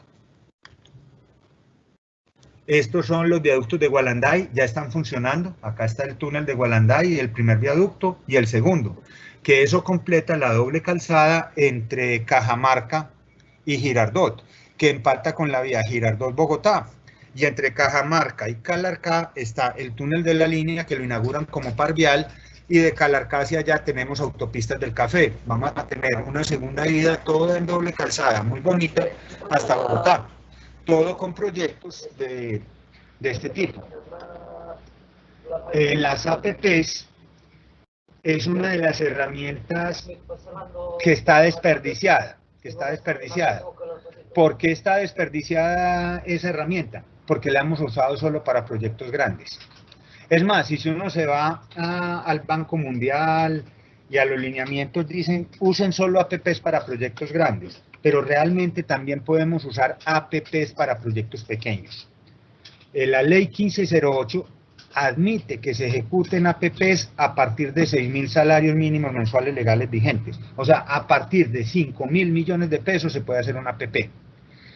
Proyectos de iluminación, de alumbrado público en municipios, proyectos de mejorar plazas de mercado, proyectos de mejorar un palacio municipal, proyectos de mataderos, proyectos de vías urbanas, de vías rurales, en un municipio se pueden hacer por APP. ¿Qué hay que encontrar? Cómo se estructura, y es en lo que estamos muy huérfanos. Ahí hay una gran falla de las universidades, una gran falla del mismo Estado en no preparar profesionales para esto, que son ingenieros, que sepan de finanzas, que sepan de derecho, y que puedan estructurar proyectos de este tipo y que puedan ir a una alcaldía o que haya un organismo nacional que apoye a las alcaldías a hacer lo que hace la ANI de montar proyectos para poder invertir recursos privados en esos desarrollos. Esos proyectos tienen que generar ingresos o además de generar ingresos me deben dar la posibilidad de tener vigencias futuras. Una alcaldía municipal normalmente debe haber un rubro de alquiler o un rubro de mantenimiento que se puede asignar como vigencias futuras a un proyecto de APP donde yo le digo, hágame el palacio municipal. Yo trabajo en los 3 últimos pisos y le pago tanto de vigencias futuras y usted me explota comercialmente los 2 primeros con un centro comercial y me alquila parqueaderos abajo.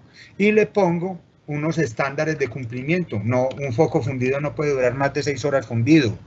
No puedo ver una raya en la pared. El mobiliario tiene que estar de tal tipo. Es la imaginación, más las normas, las que nos detiene para poder financiar esto. Entonces ahí vemos una oportunidad que todavía falta por explotar.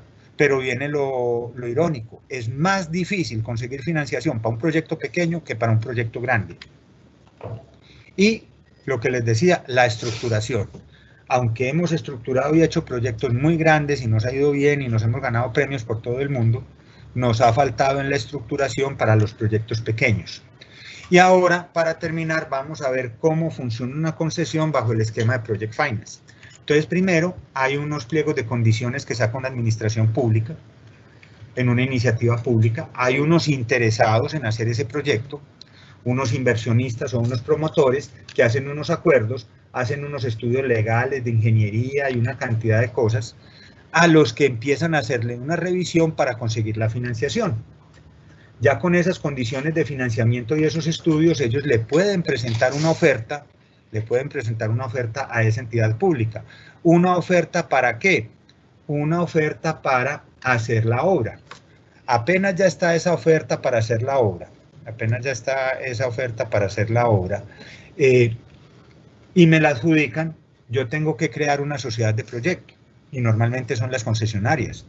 Entonces muchos se escandalizan, es que Pacífico 1, Covipacífico la constituyeron un mes antes de firmar el contrato, claro, y es normal, no es ningún crimen.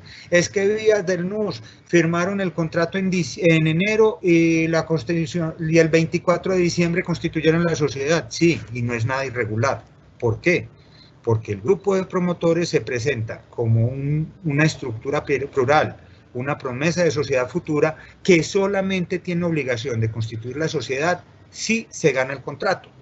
Entonces, la sociedad, que se llaman sociedades vehículos de proyecto, se constituyen para hacer ese proyecto. Son sociedades, en algún momento se decía objeto único, realmente tienen muchos objetos, pero son sociedades que se construyeron específicamente para ejecutar ese proyecto. La ley exige, la 1508 lo ratifica, pero la ley siempre ha exigido que todos los recursos de los proyectos se manejan por una fiducia. Absolutamente todas las concesiones en Colombia tienen una fiducia que es la que maneja los recursos y es la que le da transparencia a esos manejos. Y el concesionario no puede gastar nada si no tiene autorización de su entidad pública y de la fiducia. Entonces nosotros vemos ese patrimonio autónomo que se crea en la fiducia y la sociedad de proyecto como la concesionaria. La concesionaria tiene las obligaciones de hacer las obras y la fiduciaria maneja la plata. La administración pública hace los aportes que tenga que hacer, firma el contrato de concesión y recibe los impuestos, porque en las concesionarias no son exentas de impuestos. Los socios que reciben los dividendos, pero que ponen el equity, y muchas veces, además de equity, también ponen deuda que se llama deuda subordinada. ¿Por qué subordinada? Porque la deuda principal se paga primero. Y la subordinada después de que se le pague al banco. Hay que conseguir créditos o emisiones de bonos.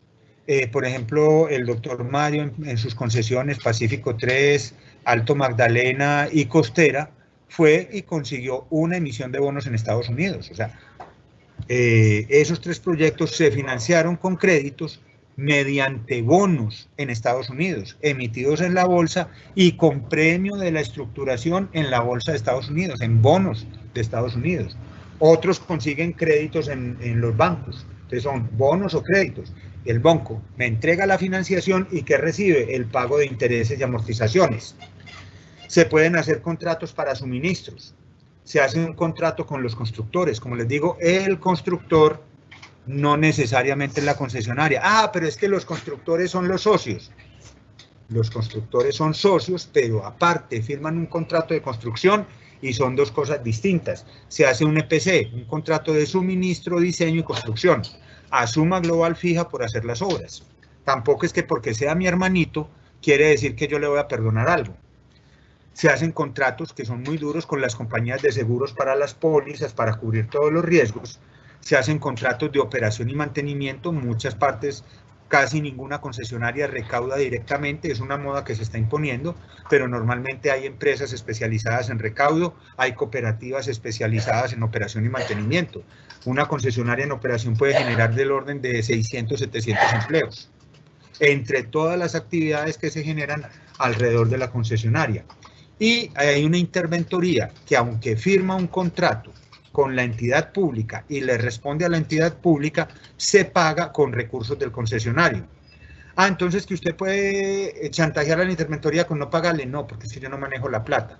A mí me toca en una cuenta interventoría de la fiducia poner la plata y la fiducia le paga a la interventoría. Y se pone la plata para todo el año anticipado. O sea, la cuenta interventoría siempre tiene plata. Y esos informes que rinde la interventoría se los manda a la administración pública. Si se quieren quedar con una idea de qué es un contrato APP y para qué sirve esa frasecita. La APP es para financiar proyectos. ¿Y qué es el contrato? Un acuerdo de riesgos, porque vieron en el comparador público-privado el impacto que generan los riesgos en este tipo de contratos. Si quieren averiguar más, estos sitios, PIAF es la Asociación Internacional de Financiación de Carreteras. Esa paginita en especial tiene un tutorial para concesiones viales, donde los va llevando paso a paso sobre la visión internacional para los contratos viales. Después vienen estas páginas de PPI, de participación privada en infraestructura del Banco Mundial, donde pueden tener los reportes gráficos que vimos acá de China y de Colombia, pero obtienen muchísima información de proyectos.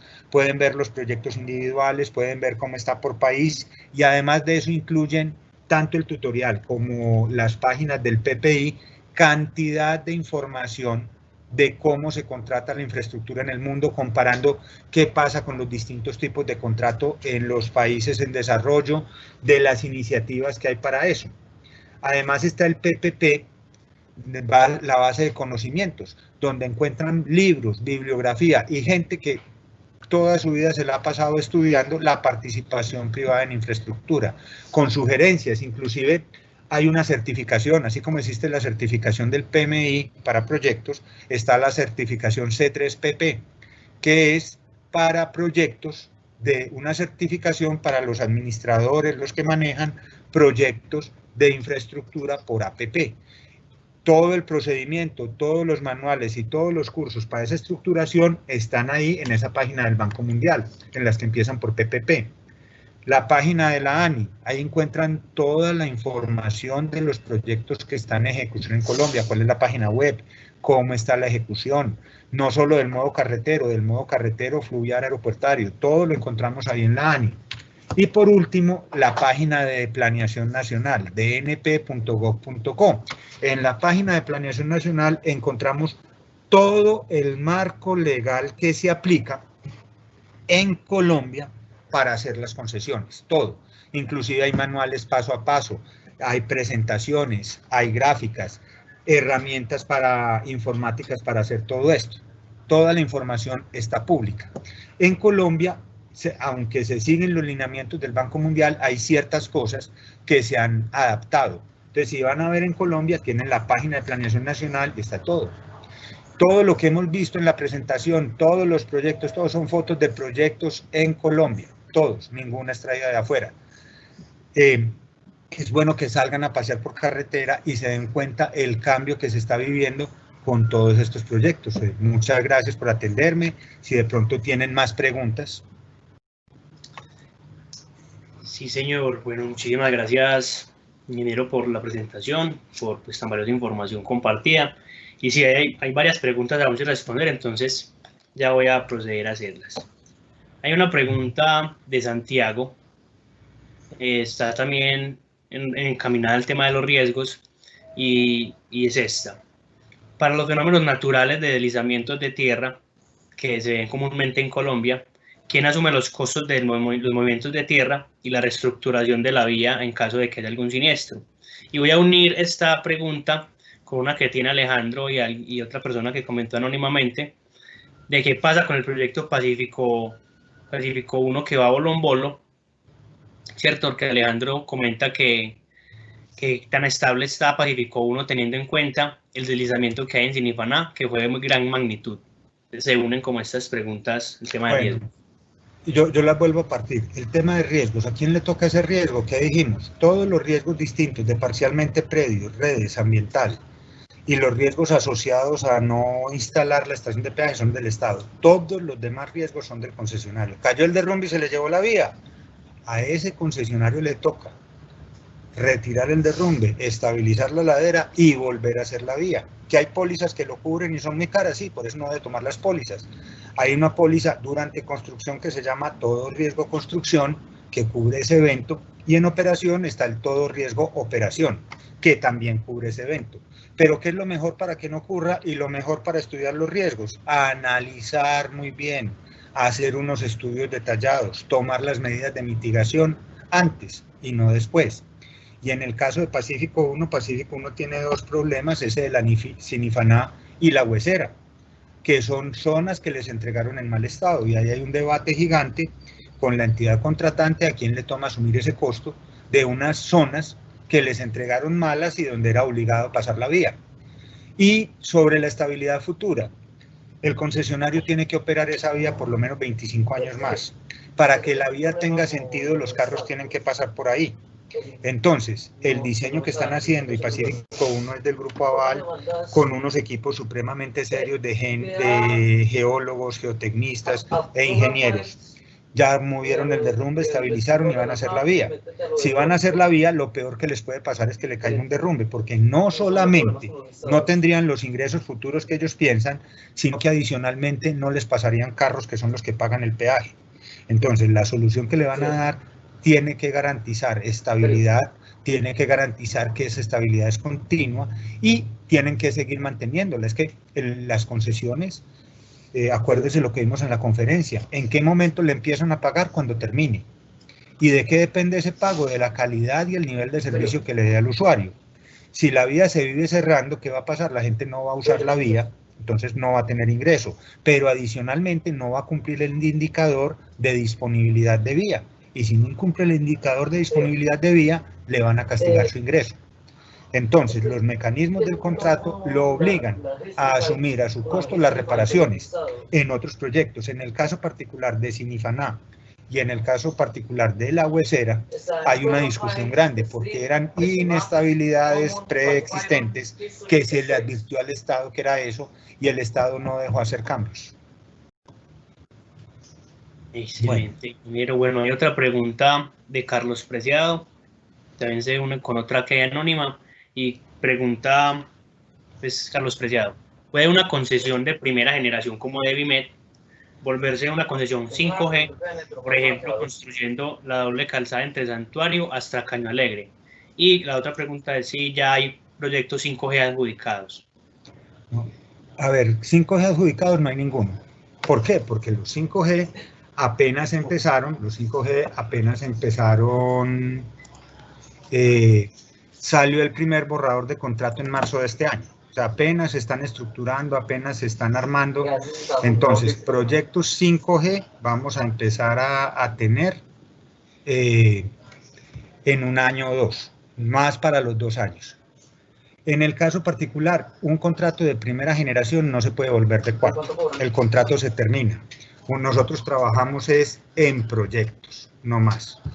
Y como trabajamos en proyectos, sabemos que se termina. El contrato de Devimed se termina el 31 de julio del año 2026. Hasta ahí dura Devimed y empieza su liquidación y entrega su vía.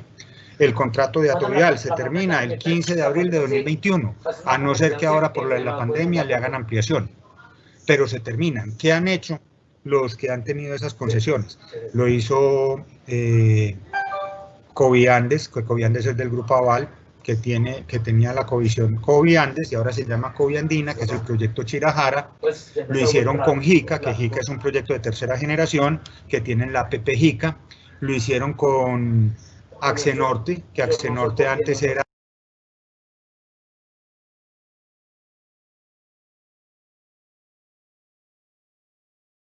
Ingeniero.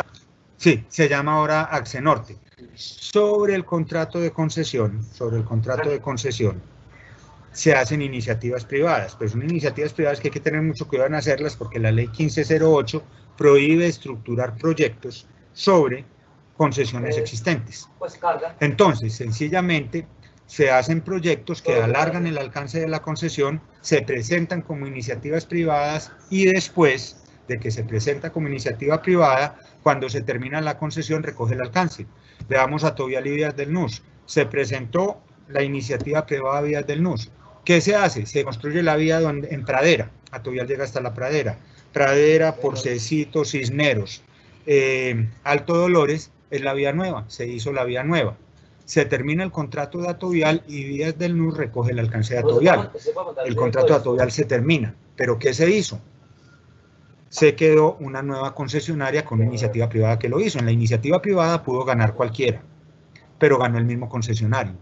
Lo mismo pasó con la vía al llano. En la vía al llano no incluía el sector 3, se le incluyó el sector 3, se desdobló toda la vía al llano para tener los dobles túneles y todos los viaductos, y salió a licitación y se lo ganó el mismo Coviandes. Ha habido dos contratos donde hemos tenido competencia en las iniciativas privadas. Uno es el de Bogotá-Girardot, que ahora lo tiene con Concreto, que es Vía 40, con Alvías, que era el que tenía el contrato, estructuró el tercer carril y desgraciadamente perdió, se lo ganó con Concreto. El otro es en Accenorte. Mincivil, que era el socio principal de Vinorte, estructuró el proyecto de Accesos Norte, etapa 1 y Accesos Norte, etapa 2. En Accesos Norte, etapa 1 tuvo competencia y le tocó bajar el precio. Y para Accesos Norte fase 2 nunca se pudieron poner de acuerdo con la administración de Bogotá y la ANI, entonces quedó congelado, y lo que hizo el Estado fue comprar el proyecto y va a salir a licitación como quinta generación. En el caso particular de DIMED se termina, pero se está estructurando Ruta del Agua. ¿Qué hace Ruta del Agua? Nosotros en DIMED devolvimos el tramo Santuario Caño Alegre porque, como les dije, sobre un corredor de una concesión no se puede hacer nada, se devolvió anticipadamente, y sobre ese corredor se está montando una iniciativa privada que es la Ruta del Agua, la que les digo que vale como 3 billones. Entonces, cuando resulte Ruta del Agua se piensa la construcción, la doble calzada entre Santuario y Caño Alegre, y cuando se termine de DIMED en el 2026 recoge el alcance de DIMED. Entonces no es que se convierta en 5G, sino que se acaba de DIMED y un 5G la reemplaza. ¿Y qué probabilidades hay de que Ruta del Agua sea de los mismos socios? Las que hay en la ley. ¿Qué nos dice la ley de una iniciativa privada? O sea, las iniciativas públicas siempre van a licitación. Si la iniciativa privada tiene recursos públicos, va a licitación. Si la iniciativa privada es sin recursos públicos, ¿qué se hace? Si la iniciativa privada es sin recursos públicos, se hace un procedimiento que se llama de manifestación de interés. El proyecto se publica en la página de contratos en el SECOP de 3 a 6 meses. Y cualquier persona que esté interesada, desde que cumpla las mismas características del grupo originador, puede participar. Entonces, precalifica y se hace una licitación en la que la oferta del que originó la oferta se conoce y el otro presenta su oferta, y si le saca una ventaja de más del 80% de los puntos en los criterios de evaluación, de más del 20% de los puntos en los criterios de evaluación, el que presentó la oferta, el tercero interesado, ganó. En este momento hay un proceso de tercero interesado para la doble calzada oriente. Si ustedes entran a la página del SECOP y ponen Departamento de Antioquia, van a ver que hay una solicitud de manifestación de interés para el proyecto doble calzada oriente. Si se presenta algún interesado en ese proyecto, hay que hacer una licitación y tiene más probabilidades de ganar el tercero interesado, porque conoce mi precio, conoce todo lo que se ofertó de doble calzada oriente. Si no se presenta nadie, quiere decir que mi oferta fue tan económica que no hay nadie que le quiera competir. Listo, muy bien, muchas gracias. Faltan 3 preguntitas para ver si le respondemos pues rápidamente. La primera es respecto a los costos, ¿cierto? La hace Camilo Ruiz, y es si con los complementos sociales y ambientales, creo, con los contratos 5G, ¿hay algún estimado de aumento de costos o algunas cuantías aproximadas? Eso depende de cada proyecto. Como te digo, el costo depende de cada proyecto. ¿Que van a aumentar? Sí, pero más que costos hay que mirar como inversiones. Toda esta parte social, ambiental, tenemos que sacarnos de la cabeza que son costos. Son inversiones que se hacen, porque mientras mejor sea recibido el proyecto por la comunidad, o mientras menos impacto cause el proyecto entre la comunidad, es mejor para todos. Entonces sí va a haber un incremento en la inversión que se hace para los bienes sociales. O sea, ya en los 4G se hizo el experimento de las, digámoslo así, de las iniciativas productivas, pero si yo voy a hacer una iniciativa productiva y no puedo invertir en ella, no hice nada. Entonces el contrato se limita a decir, póngame a alguien que estructure con las comunidades iniciativas productivas. Listo, Diego. Vamos a hacer entonces, alguna vez, no sé si sabrá hacer, pero cuando estaba en Vilnius, alguna vez fuimos al Museo del Tren allá en Cisneros, hablamos con el del Museo del Tren, hablamos con la gente de Santiago para poner esos carromotores que tienen ir y venir y hacer un parque temático. Eso es muy bonito, todo el mundo tiene ideas. Pero del dicho al hecho hay mucho trecho. Como yo no tenía obligación de poner plata, yo les daba las ideas, los ayudaba, los llevaba a bancos, pero ¿y la plata qué? Una de las cosas que han dicho de esta quinta generación es que en eso va a haber unas inversiones o un capital destinado para poder apoyar esas inversiones que se van a hacer. Listo, perfecto. Hay una pregunta de Carlos Preciado, y es si la ley 1508 del 2012 se puede utilizar para infraestructura de transporte de crudo y o gas. La ley 1508 no se puede utilizar en todo, pero la ley 1508 también le advierte a uno al principio. Si en Colombia ya existen normas más favorables, se deben aplicar. O sea, la ley 1508 serviría para el sector eléctrico, pero el sector eléctrico tiene una regulación tal que vos ves por todas partes haciendo microcentrales. ¿Y quién hace microcentrales? Los privados. Eso es participación privada. No necesitan meterse en todo lo de la ley 1508, porque con la ley de servicios públicos, las 142, 143 y todas las hijitas de esas leyes, hay un marco legal que permite la participación privada de particulares prestando el servicio público.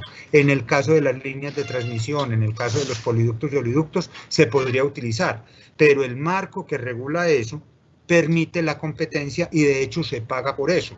Si ustedes ven ISA, aquí vemos a ISA como una empresa pública.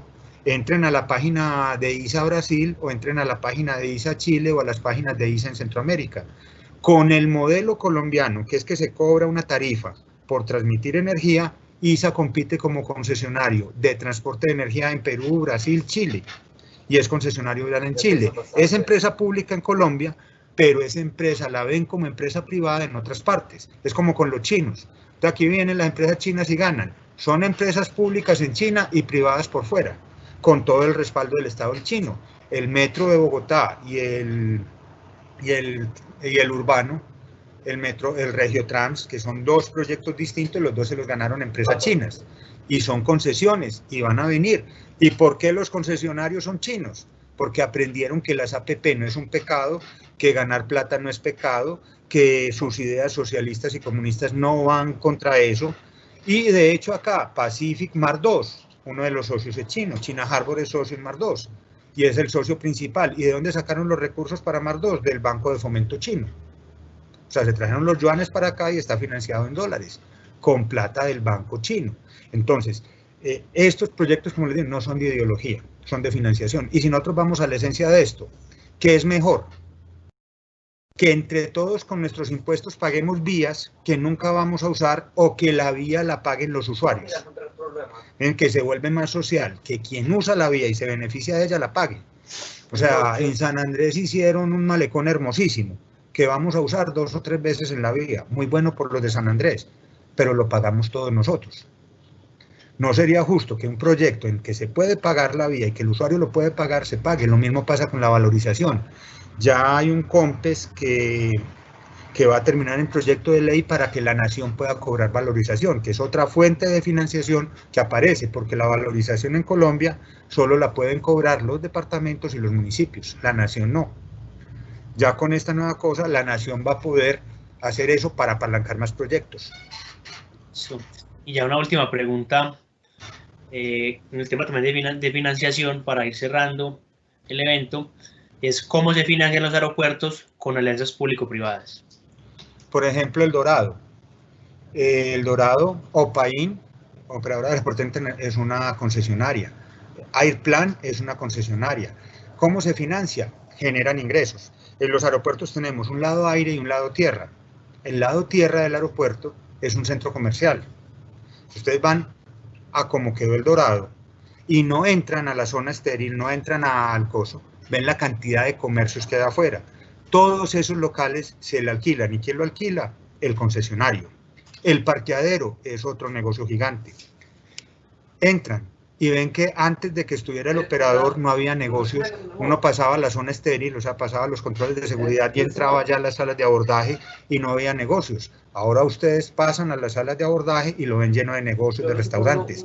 Por todo eso se cobra. Entonces, en los negocios del lado tierra, son alquileres y son eso. Y en otras partes del mundo, yo no sé si acá cuando empezará a funcionar, el pasabordo tiene una cinta magnética y usted compra en cualquier parte y le pasan su pasabordo. Queda registrado cuánto compra cada uno, cuánto venden. Y no solamente se cobra alquiler, sino que se cobra comisión sobre la venta, a los dos lados. Y a los aviones, ¿qué se les cobra? En el caso del Dorado no, porque allá había una concesión de pistas y otra concesión del terminal. Pero en el caso de los otros aeropuertos funciona. que un aeropuerto, que un avión aterrice, se cobra, que un avión despegue, se cobra, el tiempo que el avión está conectado a los puentes de abordaje, se cobra, el parqueo del avión, se cobra. En los aeropuertos donde hay combustible, se cobra una tasa por los tanques, y en otros aeropuertos que acá lo terminaron sacando, donde no había carro tanque, sino que hay sistema de tuberías para llegar hasta los aeropuertos, también se cobra. O sea, todos esos ingresos son los que se le trasladan al concesionario. Además, los pasajeros pagan una cosa que se llama tasa aeroportuaria con los peajes. Entonces, el aeropuerto tiene sus ingresos que se le trasladan al concesionario, están ahí. Y, por ejemplo, el Dorado tiene tantos ingresos que en el Dorado, el valor de cierre, el concesionario se queda con 46 centavos de cada peso. Con el 46% del ingreso del Dorado, se hizo todo lo del Dorado. El 54% del ingreso va para Aerocivil. Entonces, cuando ya hay concesiones maduras, cuando ya tenemos concesiones maduras, ¿qué pasa? El Estado se termina el primer contrato y puede salir con un segundo contrato donde se le vuelve una fuente de ingresos. ¿Y cuál es la fuente de ingresos? Ya está construida la vía, no tengo que hacer más infraestructura. Sencillamente, el que me oferte el concesionario, que más me devuelva y queda encargado de la operación y mantenimiento. Y lo otro es ingreso para la entidad pública. Excelente, ingeniero. Bueno, esa sería la última pregunta, ya para ir cerrando el evento.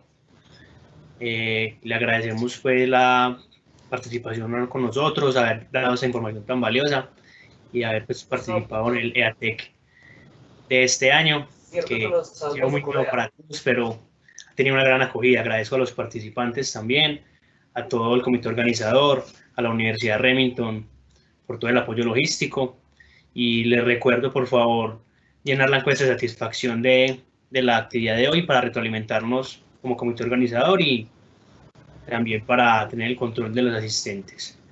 Bueno, ya vamos finalizando el evento. Algunas palabras, ingeniero, para despedirnos. No, agradecerles, muchas gracias por haber aguantado, y cualquier cosa a la orden. Hasta luego y muchas gracias. Muchísimas gracias a todos. Hasta luego.